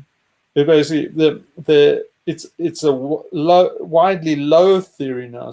Thankfully for quantum theory and that, saying that there is quantum indeterminism and the world is indeterministic. It's a mistake to go from there to say, well, it's indeterministic, then it's random. No. That's what Gould and those guys said. It's like evolution could turn into anything. We don't know. If you got the conditions of life on Earth, put them on Mars, and we don't know, there could be three-headed beasts and with the head up their ass. We don't know what would evolve. Yes, we do, because basically these patterns there are only so many elements on the periodic table. All these things are working in filter feedback mechanisms. And so, yeah, you can say with some certainty, this vague hints of the proof in this. If you look at the Cambrian explosion, all this weird cornucopia of these experiments that were just an explosion of possibilities of animals, but they soon got down to what was a very narrow pattern, very few patterns that actually survive now. And you have to assume that those are universal patterns. Okay, if you're not completely too bored at this stage, then I'll chuck in one of the things that I asked you to remind me to reference, and that's the Phoebe and the feather. So now to go back to this hopefully will explain what Blavatsky and the Theosophists and that kind of metaphysical science is what they're doing, is they're finding archetypes and patterns and reapplying them. Is what Newton was doing. Newton got the idea not for gravity, not from an apple falling. He got it from as above, so below. It was an old alchemical dictate. So he took that and he said, well, whatever force keeps the moon up must be the same shit as an apple falling, which was no connection nobody made, but he made it because of alchemy and not because of scientific observation or an apple. The apple was a joke, and actually a very deep insider joke, by the way. That apple joke is a joke for the cognoscenti, which I'll explain to you later one day if you like. Okay, so now how this works in terms of discovering uniforms. I'll give you this example, and you can either take it or leave it and say like, oh no, Hugh's gone completely off the reservation. This is bullshit. That will be acceptable as a thing, but I'll tell you, this is my kind of explanation. So Phoebe's our dog, our family dog, right? So Phoebe, just absolutely gorgeous thing. It's basically a Springer Spaniel. If you ever had a Springer Spaniel, you'll know that the dogs, they've been bred, they're hunting dogs, and they're bird dogs. They're absolutely nuts about birds, just anything about birds. And you can't keep them on a leash. They just go and beat the bush. Just, up in the Northwest, Phoebe would come back just in ribbons because there's so many thorns and brambles and stuff, and just absolutely just overjoyed. You could just see the blissful joy on the dog's face, just, getting cut to ribbons by chasing these birds. So okay, so you got the picture now. Springer Spaniels, absolutely nuts about anything about birds. You just say, bird, Phoebe, and then the dog will go nuts and basically sees a bird, here's a bird. Okay, so now here's the thing. We had this puppy from the day it was born. So I've been with the dog all the time since born. I know exactly what it's seen and it hasn't seen and how nuts it is about birds. One day I found a feather, and I said I put it on the floor in front of Phoebe just to see what she'd do. She went nuts. She instantly knew that it was something to do with a bird. Okay. Now my family said, like, what are you so impressed about? It's like the dog's nuts about everything about birds. Here's the thing. How did the dog know about a feather? It had never seen a feather in its life before. So these guys have, obviously trained the dog so that it's basically genetically predisposed to hunt birds. So they've trained a dog through many generations. Springer Spaniels are trained to be nuts about birds. But what is the chance that they trained accidentally the dog to recognize a feather? How did the dog know that a feather was related to a bird? So that it now understand that the dog only just saw the shape, right? It possibly could get the smell, so it could maybe say they inadvertently, but you can see that there's an artifact that in training the dog to be nuts about birds, and basically this is a bird in flight that it's really trained for. Somehow they also trained part of the dog's brain to recognize a feather, but they never explicitly trained that. That's just an artifact, a side issue. So imagine this possibility.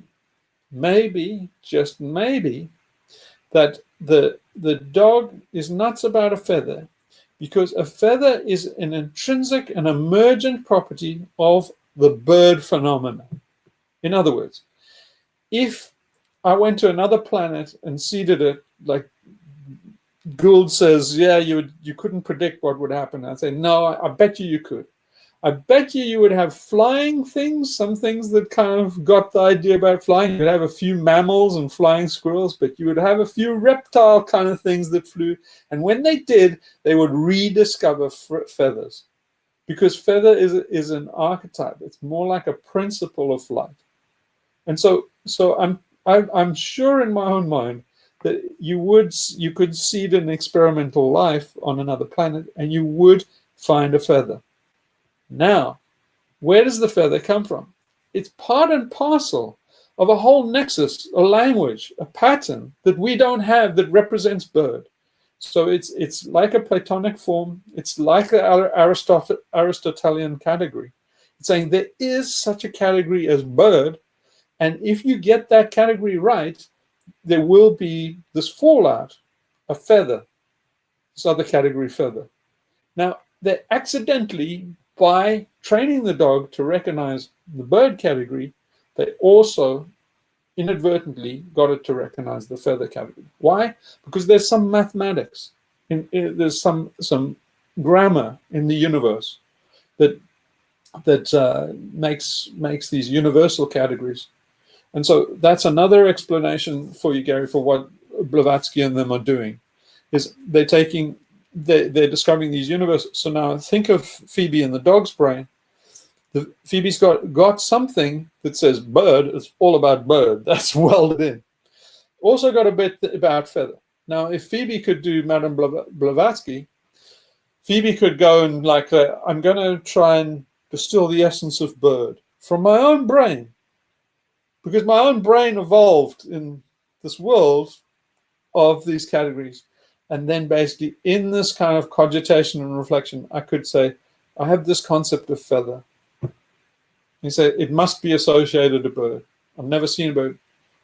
You could do experiments on this. You could get like a Helen Keller, and you could say, if you could introduce Helen Keller to one thing, like a bird, and say, okay, give you a feather and say which category is associated with.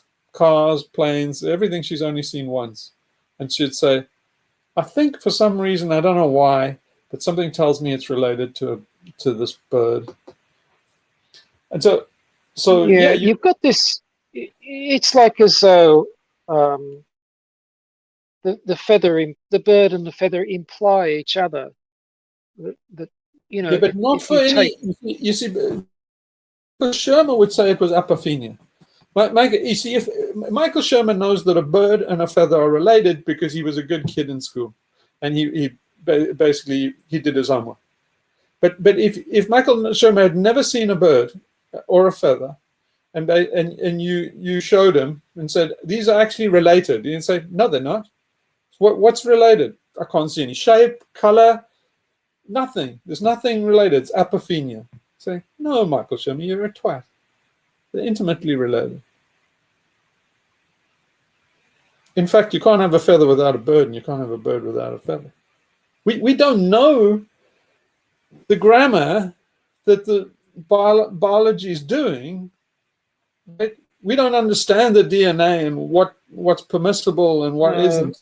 But I think you can see that you can see that in simple ways. I can't think of an example, but in situations where people have maybe had some necessity and they had to build a tool or something to do a job, you know, and completely disconnected from each other, but they would both end up with something like the same result.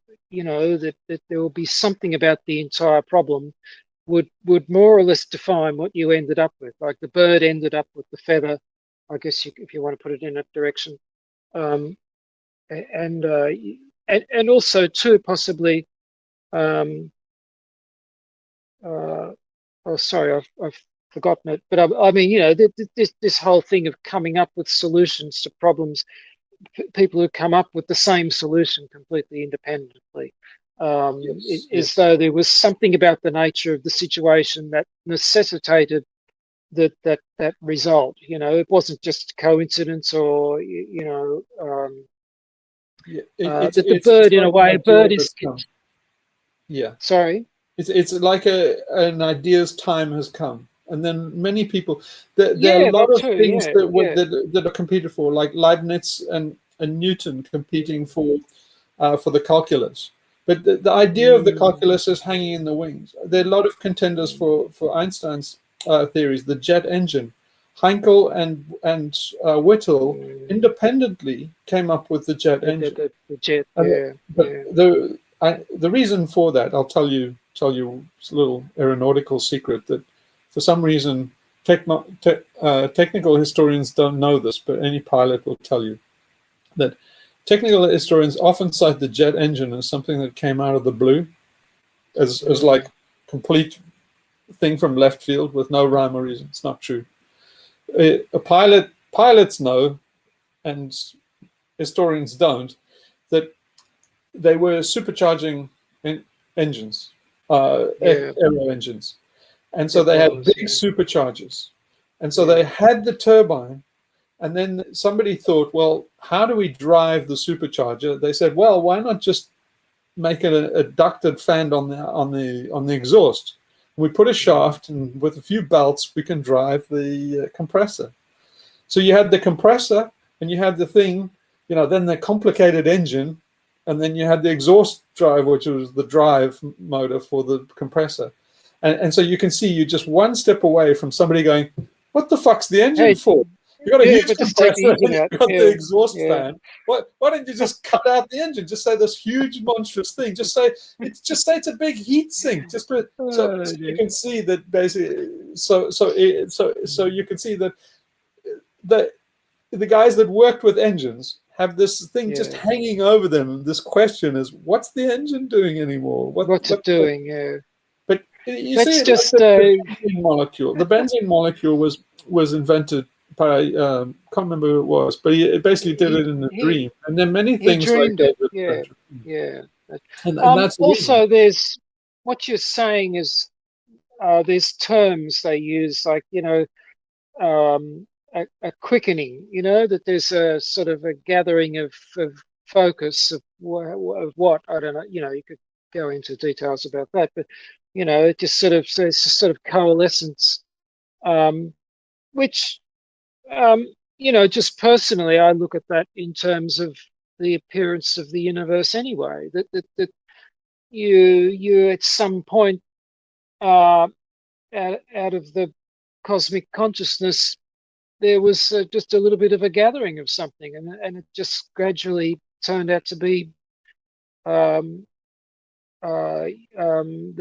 manifestation of a universe, I guess. So there's something in, but that's possibly could you relate that to fractals, where there's a certain concentration of the pattern as it's unfolding, but in a certain point there'll be a more Baroque pattern forming. I guess that's what. But it's unpredictable. So that's the thing about it's not Turing complete. So you have to actually do the dialogue and go through the algorithm to actually get to the new invention. You see, if you're linear thinking Michael Sherman, you might think, well, surely if it's all then determined in that kind of conversation, I could do a few leaps ahead. Is that no, not really. Turing says that you have to really do the actual hard work and nitty gritty. You'll be caught out at some stage. There'll be some component that you need, either a metal that isn't developed yet because it develops too much heat. You see, right at the point where the jet engine was invented, it was very unreliable because the material science was just at the same point. So they needed alloys and stuff that could handle the new heat. The real reason why you couldn't just get rid of the engine because it may got shit hot between the compressor and the exhaust fan. So they needed special alloys, and so alloys had to be invented in concert with the jet engine. But it's amazing, isn't it, that all of this came just at the point where the propeller had reached as fast as you can go. It reached the physical limit of a propeller, because after a while, the tips of the propeller start breaking the sound barrier, and it doesn't actually generate any more thrust anymore. So, but isn't it amazing that you get to this point where the propeller and planes get to the absolute limit that you can actually drive a plane, the physical limit you can drive a plane with a screw, and just at that point, the jet engine's coming on just as the material science is getting to the same point where it's going to just about tolerate those temperatures. All right, supposing we take that idea, do something interesting with that idea, which is now at this extremity of human existence, where we're at the limit of I don't know, what shall I pick? We're at the limit of what everything. We're at the limit of everything. Yeah, is that how would you look at the possibility of a kind of quantum leap to a different So you know, this is, something completely different comes out of it. Would you look at that simply as a spiritual so this aspect is of a spiritual? good place to end off. I'll try and land it from this point and then Yeah. let everybody go. Yeah. But so this is a disaster, an unmitigated disaster. So there are a lot of people that looking at examples like I just gave you with the jet engine. Okay, I'll use Michael Shermer because he's a fucking perfect linear thinking, narrow-minded idiot. So let's use him as the go-to guy for idiocy. So Michael Shermer's then look at all of this Pinkers and Jordan Petersons and Dickie Dawkins types. They look at all of this stuff, historians of technology, and then they say, well, we're about to come to this convergence of so many things. There'll be nanotech, there'll be artificial intelligence. We'll crack all these energy solutions. Everything is coming, and they call basically what you're calling this huge tipping point. Then they call it the technological singularity.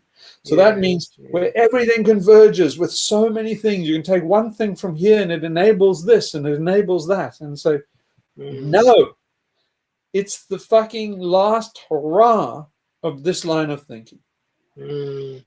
Okay, so now I'm on my mettle in a short period to just explain why. And it unfortunately I have to give you a fucking whole lecture to explain why, but I'll try and do it briefly. Okay, I have to limber up for this one. What we're doing with Michael Shermer type science, right? What science, according to the scientific method and empiricism, is they're trying to get stuff that's repeatable. So Madame Blavatsky and all of this other science, this far more like Jungian connections, the things which Shermer would say are illegitimate connections, apophenia. So we're trying to get things that are not apophenia. We're trying to get things that are repeatable. So we work with numerical methods, and Michael Shermer would do an experiment with a bell curve. So according to Michael Shermer, angels don't exist. I know for a fact they exist because I was in the Starbucks the other morning and in walked an angel, and she walked right past me, got a latte, and walked out again. I went the next day to see if she would enter that latte at 10 o'clock, exactly the same time. She came through the door at exactly the same time. She walked to the counter, ordered a latte, and on the way out, she looked right at me and smiled. Just smitten. So I know they're fucking angels. Now, I went back on the third day, and she didn't arrive. So I went back on the fourth day, and she didn't arrive. I went back for another 1,000 days, and she never came back in at 10 o'clock. Didn't ever come back in that coffee shop at any other time. Never saw her again. Michael Shermer would say, those are outliers. Those two samples that I had, they're not illegitimate. Every scientist today doing millions and millions of experiments is saying, there's a bell curve, those are outliers. Chuck them out. So they're looking for the ordinary. Basically, according to Michael Shermer, women look like the average woman. Why? Because that's the only one that you can show repeatably and unfalsifiably. That if you do a sample in the coffee shop at 10 o'clock, what you'll see is the average looking woman. So according to Michael Shermer, angels don't exist. But here's the problem with that line of thinking. If you do kind of Popperian science, and you say basically if it's not a legitimate result unless somebody else can repeat it. So Shermer would try and repeat my result. You'd get 10 different people, put them in different coffee, Starbucks around the place at 10 o'clock or different times, and try and see if you can repeat that result. Well, you can't, because he would get the average experimenter, and that's the first thing that's going wrong. So basically, the angel was only because of me. I either imagined her, or she was only there because I only thought she was an angel because she smiled at me. But it was only me and her. It's a unique coupling. Now, Michael Sherman would say that's not legitimate. Well, my whole life is based on that one. If you go to like City Slickers, actually Carl Jung too also said that. City Slickers, there's that cowboy guy. If you don't remember the scene where he said, yeah, he's been in love. He saw this woman once. And then basically the guy says, well, fuck, that's it? You didn't go and talk to her? He said, no, it would only go downhill from there. Funny enough, Jung said the same thing. He said he'd been totally in love with this woman that he had met while hiking on a mountain path. He never spoke to her. He just passed her once. And he'd never seen anybody so beautiful and so perfect in his life. Basically, that was the love of his life, a girl that he passed once on a mountain path. So you can see the impact of that girl. And now look at Michael Shermer's world. It's a gray world where that doesn't happen. It's thrown out those oddities. So what we're doing is create, so by throwing out the outliers, you're missing something. And that's the outliers. The first thing you say, there's a different kind of science where you only study the outliers. If you go like, nah, that's in the bell curve, that's Michael Shermer stuff, stick it. I'm going to do a Madame Blavatsky, and I'm going to look at the outliers and just the outliers. Well, there's a new kind of science right there. But if you try and do this, and I highly recommend you do, what you'll find out is it's intimately related to the experimenter. So it's intimately related to you, what you can see as an outlier. If there's a science of outliers, it's intimately related to the questioner. So that's the second thing that Michael Shermer and the pals are not doing, is they're thinking that there is the subjective world that is not related to the experimenter. The experimenter is standing aloof like God from the experiment and is not involved. And anybody could be the observer. No, the observer is always connected to the experiment. It cannot be otherwise. Just the mere fact that you set the experiment up means that you imposed a certain kind of thinking. The fact that you looked at the results numerically means that you imposed a certain kind. You cannot set the experimenter away from the experiment. So once you do that, and you realize there's deep self-reference in it, if you have this science of the outliers, of the exceptions, you say, well, yeah, but I mean, what's the use of this? Obviously, you want to go with the run-of-the-mill, and basically the rational stuff is in the middle, the certainty is in the middle of the bell curve. Here's the amazing thing. Hold on to your hat now. They are wrong. They are drastically wrong. So they think they're in the majority. They have the majority on their side. They have the data on their side. They have the evidence on their side. They have the weight of certainty on their side. They do not. Why? You have to go back to the mathematicians. You go back to 1930. You go back to the turn of the century. Very important in maths, 1900. And what Cantor said an amazing result. You remember you're talking about rationality in the last Sunday, Gary. And I said basically there's no use for rationality. So rationality is just a ratio. It just means you have two numbers and they basically can be expressed as a fraction. Now, everybody thought, well, you know, the natural numbers and the rational numbers, everything is rational. You know, Klaus Schwab, Bill Gates, they're all trying to be rational. Let's be rational. It's like, so rationalism is not legitimate. And basically, it's, you know, insane. Shoot these people through the head as soon as you can round them up. And the reason is given by Georg Cantor. So Cantor made an amazing result in mathematics and said, okay, first of all, do you understand what an irrational number is?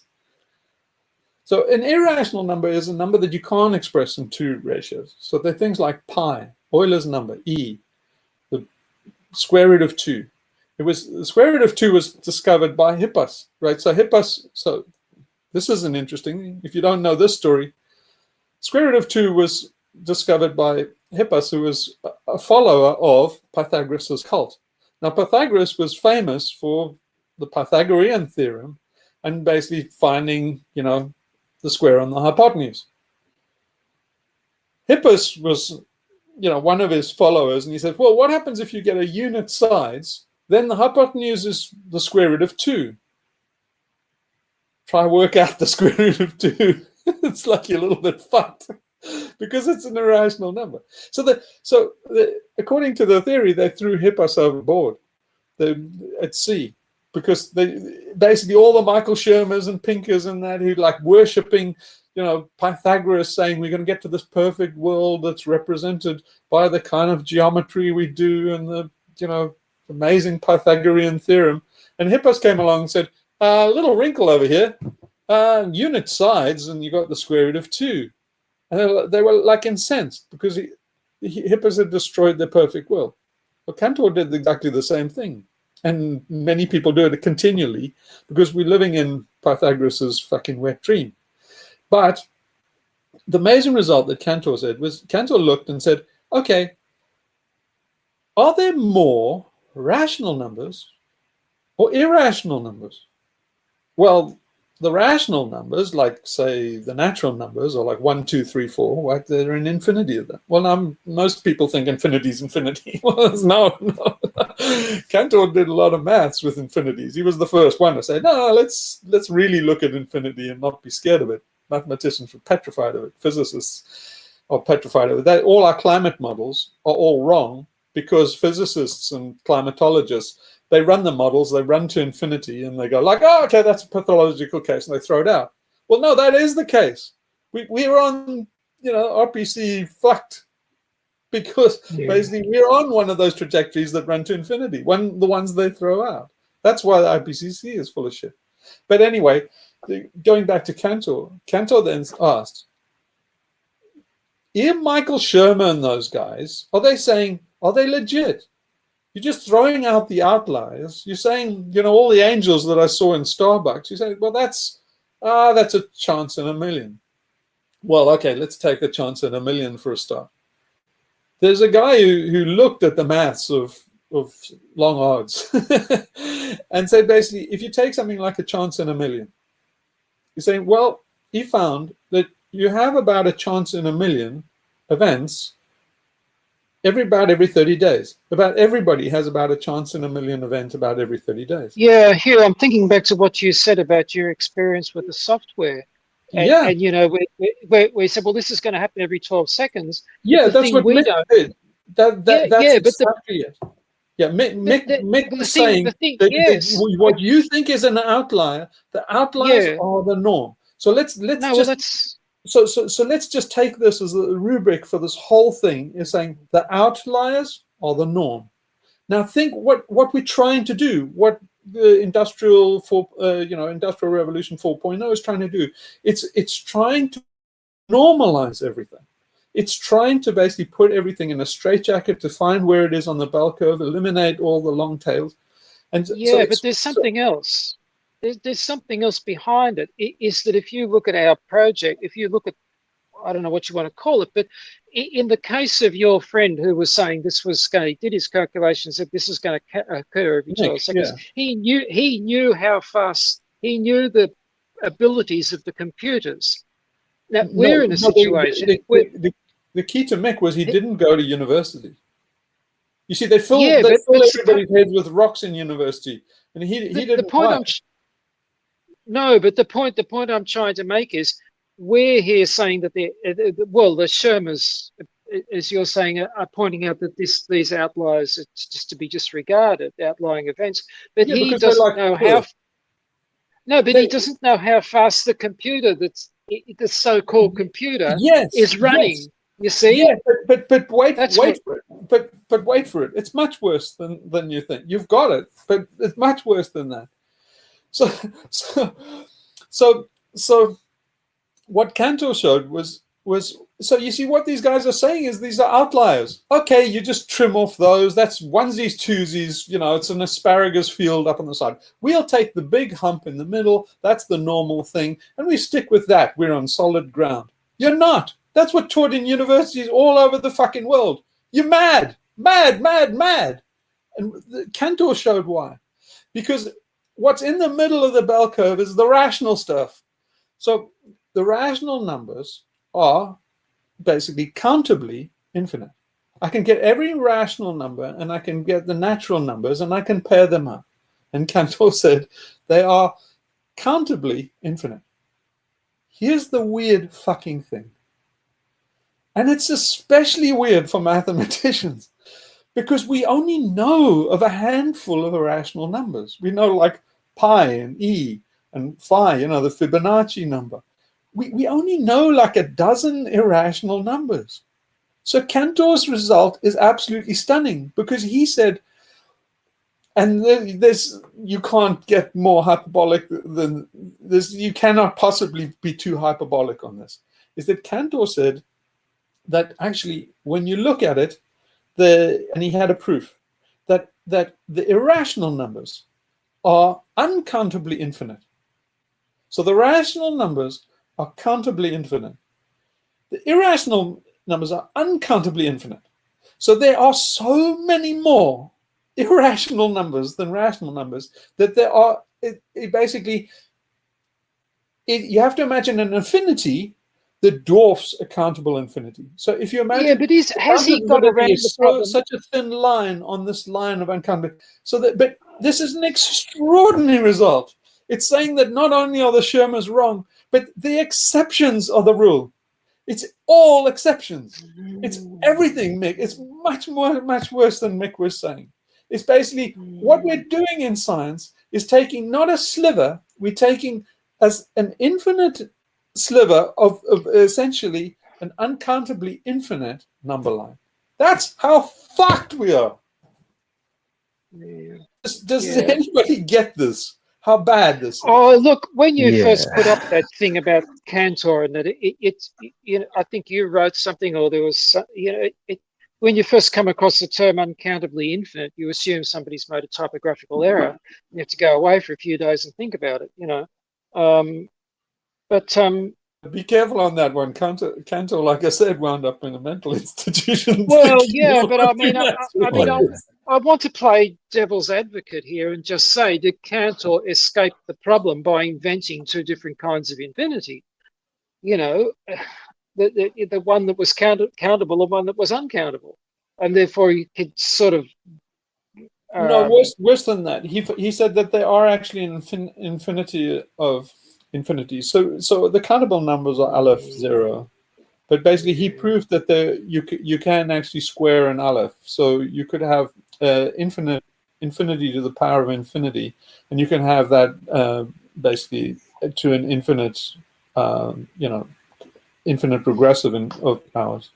So you could have an infinite powers of infinity, and so that's just makes a nonsense out of mathematics. So they thought that kind of thing was was a kind of pathology that they hoped mathematics would recover from.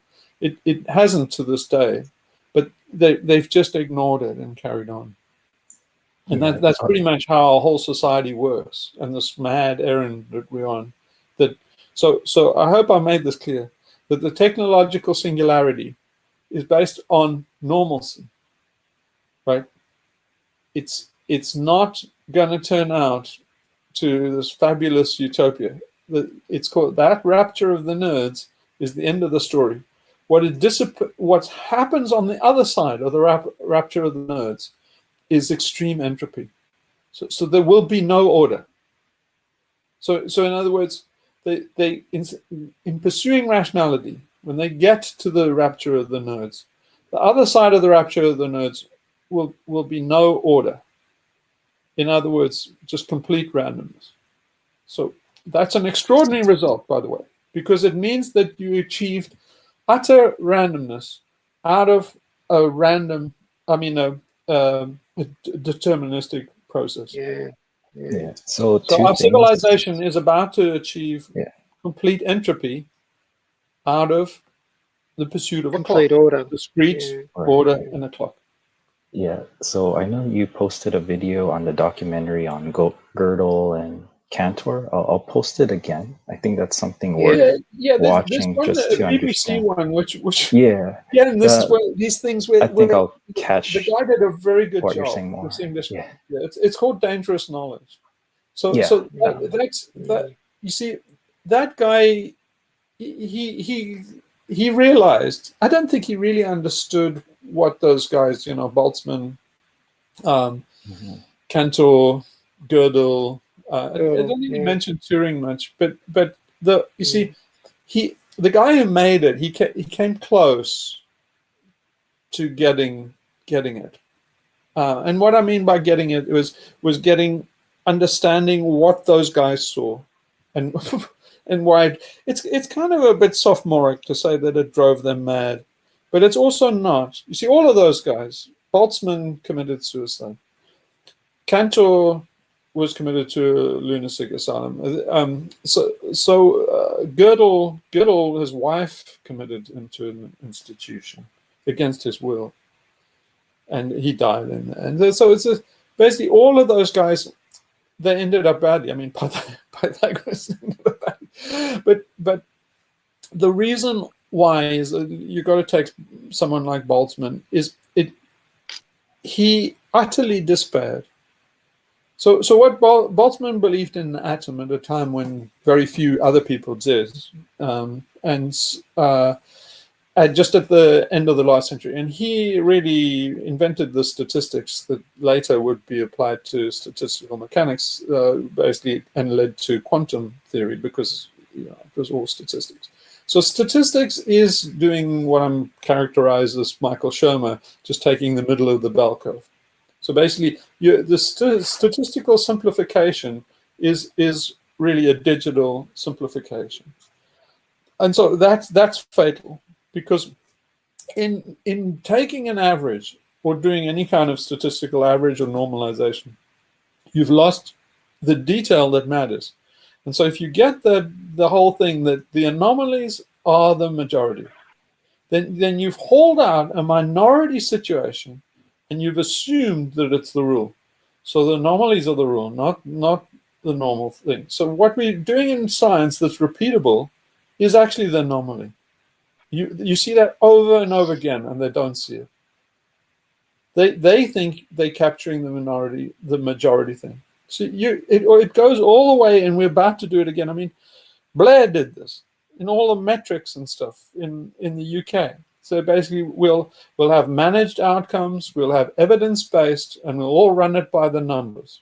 That was the fucking neoliberal fucking thing, and it didn't work. And it didn't work in the Soviet Union. And the reason is everybody fudged to get the result. So to get the average result, you just say, okay, well, these are the metrics that a doctor is, basically how many patients recovered and stuff. And that's simplifying out how many ways a doctor can fool the system to get that number. So you're taking a very complex system, the infinite number of ways, Cantor style, to get a number that these fucking idiots think is inviolate, like, an impact token or something like that from these, like Alison McDowell is talking about. So they'll get one metric. So if you let these tyrants get in charge, they'll have one metric, like, how much recidivism in a criminal did you avoid with your program or your electrodes stuck in somebody's brain, electronic vaccine. If you see that post, man, that's scary shit. And they say, like, okay, we will reward the company that makes the electrodes and the people that provide the service to stimulate, ex-cons.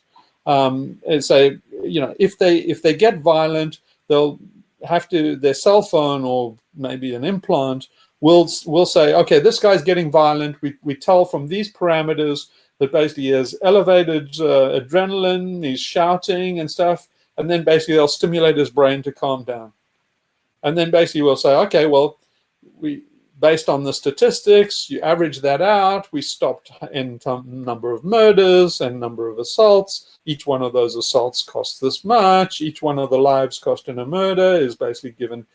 Basically, everybody, liberals think that there's no such thing, or every life is infinitely valuable. No, it isn't. It's very quantifiable, and they will do it in a court. If you wind up in a tort case in a court for like something like manslaughter, they will actually price what the person's life worth. that's what will be written in basically the adjudication. So but in doing all this, they're missing how many ways, say, this guy could, work around the system to give a false result of that. There's so many, there are an infinite number of ways that you can get to the simple metrics, and so their simple metrics are based on a very linear thinking, which puts them at the top. But the world is working from Maupertuis's least action, and as I said, their action is not the least action.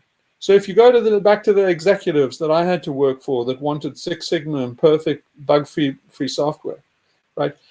The actual world works with bugs. So the bugs are necessary. They kind of help the world evolve, and basically they help the world be more fluid. Now, if you say that the world's not allowed to be fluid, it's got to be rigid and directed and measurable and evidence-based. That's not the path of least action. So all the guys who are subject to that regime, they will take the path of least action, and the path of least action is to how to frig that figure. That's what happened, like McNamara tried this in Vietnam. Basically, he tried to manage the war in Vietnam by the numbers. America was fucked, kicked in the nuts.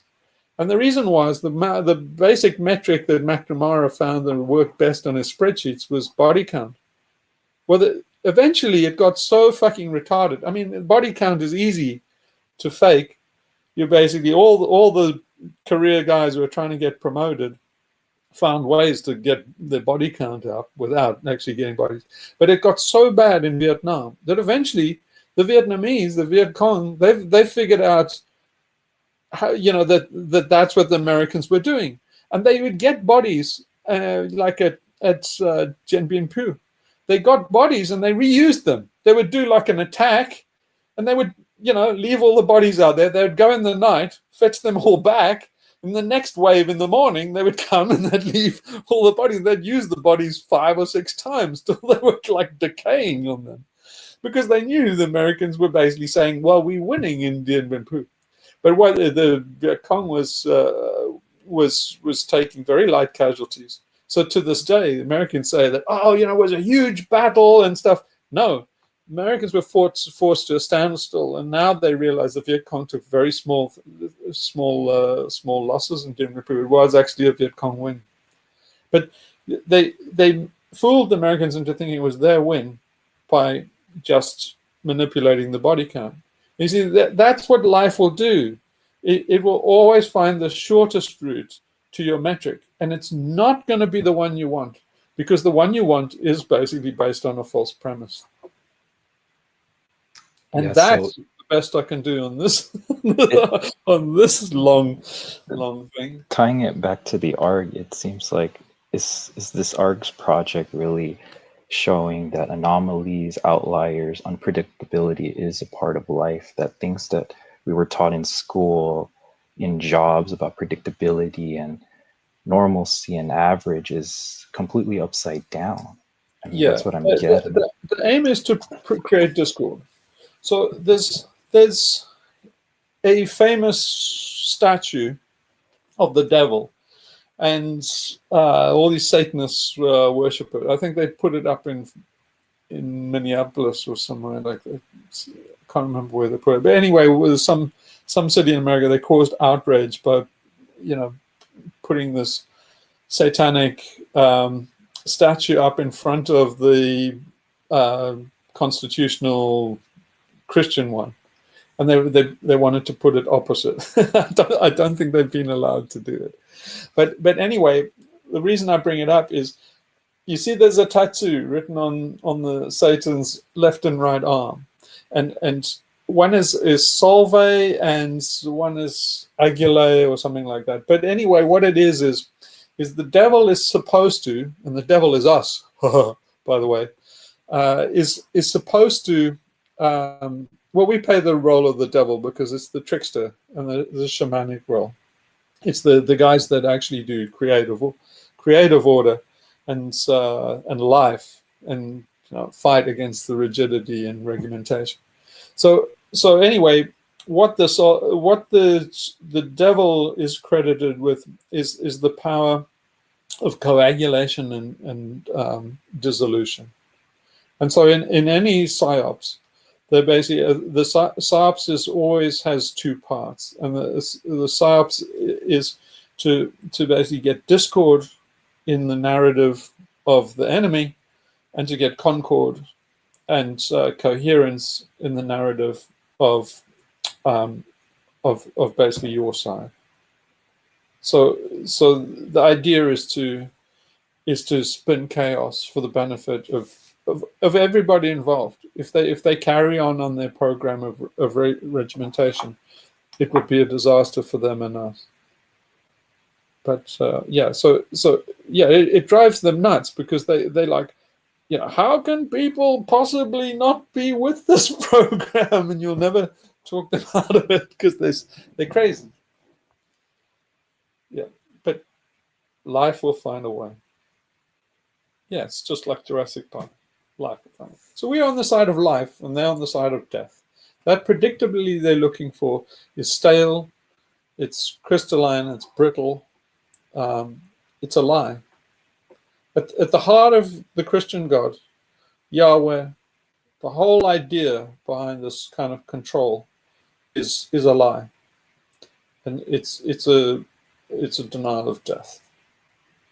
So basically, part of being on Team Human and being on the side of life is accepting that if you are on the side of life, there is no death. You don't. I don't believe that wildebeest brought down by a lion on the Serengeti are actually dying. If you look at what happens to their constituents, they just become part of lions and carry on. See, what will happen is, if we manage the Serengeti, the lions and the buffalo will disappear. There won't be any life left.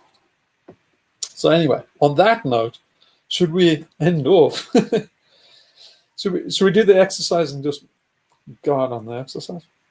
I think everybody's fallen asleep by this time. Yeah. So Gary, should we end it there?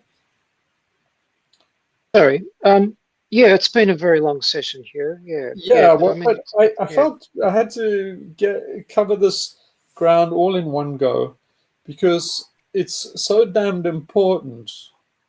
But maybe it's a stretch. But anyway, I at least it's all in one video, and maybe it can reference it when you try and explain something. That's a trick point.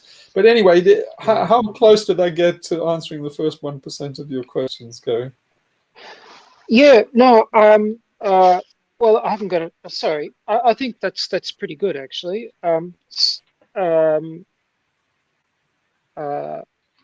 Yeah, I suppose what do you want to do next week is deal with the ARG side of it, how that. Anything you want, whatever pops up, whatever anybody wants to do.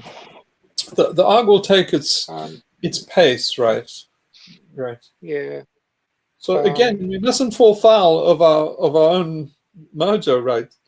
So it's got to be organic.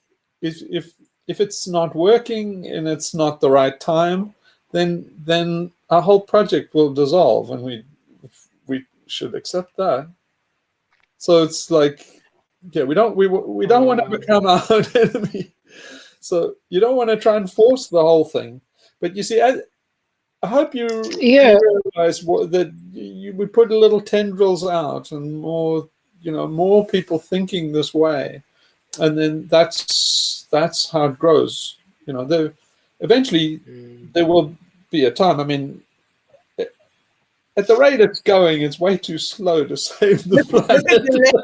Look at the letters on the names on the faces. ARG, ARG in the middle. I was looking at that. Oh yeah. That's it. That's the anomaly I'm talking about. Okay, maybe that we will talk about next time. We talk about apophenia and legitimate and illegitimate ones. But okay. But there we get to the cities. Okay. But there was something in that. Where was it? On one of the things with Jeff Hull, maybe the Latitude Society, And you see all these guys, they find a little bit of Sorcerer's Apprentice. If you start doing an ARG, you will find all of this weird. I've warned you a couple of times now, but Yeah. you will find Thanks for thanks for the signal podcast. Yeah, but It's extremely pleasant to listen to. Yeah, but we must try weave in and stuff and try and augment it and stuff. But you see, the thing where I was going was that the guy found that just by chance, there was a little arrow in one of the things that pointed to a wall. It was just a thing. It was like, oh yeah, they had to quickly intervene in the ARG to stop people like breaking through the wall, because that arrow was not intended. It was just perfect. Just by chance. And I say, you think it was just by chance, Grasshopper, but you wait in the source. Somebody had broken through that wall and you'd found a body in it or something. That would have gaslit a lot of people. So you watch out. It's wild ride, man. But I keep on saying this not to freak you out, but to say like it's good. Just you gotta get in a frame of mind where you don't get gaslit easily, so that when you get gaslit, you don't run for the hills. It's not. Imagine you get into one of those situations. You get gaslit, and then you run. Right? Not a good place to be. Because where are you going to run to? You're gonna run to a psychologist or go to get psychotherapy and say, I got involved in this game and like I'm completely freaked out. And they say, oh, yep, apophenia, schizophrenia. You're going to be in a far worse position than when you start. So it's like... Well, it's the same as people who are having religious experiences, except they don't run to the psychiatrist, they run to the priest. But you can just say that you belong to this cult. What's it called? Desiderata Extinctionati. So that's why it gives you license. What I'm saying is, if you get gaslit, lean into it. Yeah. Don't run for the priest. Don't run for this. It's like you got to treat it like some kind of like Native American initiation, where you draw a circle and all the creepy, weird phantoms come out of the forest, and you got to hold your grounds. You got to stare down all the phantoms. Have fun with the phantoms, right? Exactly. Have fun. Fun. Right, and you've already mentioned the exercises, right? 1880 the meditation, emergency aid. So I feel like that's very helpful. Please go back to those. Yeah, very good. Yeah, if that's very well put, Mike. Yeah. If you wind up in those situations where you're gaslit, immediately, fall still and let's do it. Let's do this is so basically let's go out this. So, okay. Sit balanced and erect. You could be standing. Doesn't matter. You could be behind the wheel of a car or plane or boat. Doesn't matter. It's not essential that you're sitting, but you just center yourself. Let the muscular tension fall away from your shoulders, your neck, your face, your thighs. Get in touch with all 5 senses.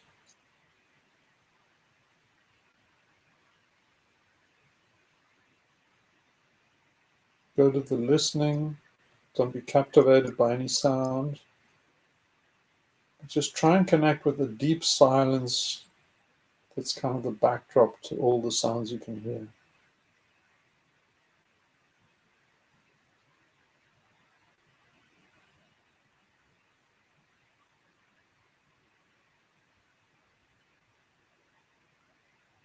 Om Paramatmane Namah Iti.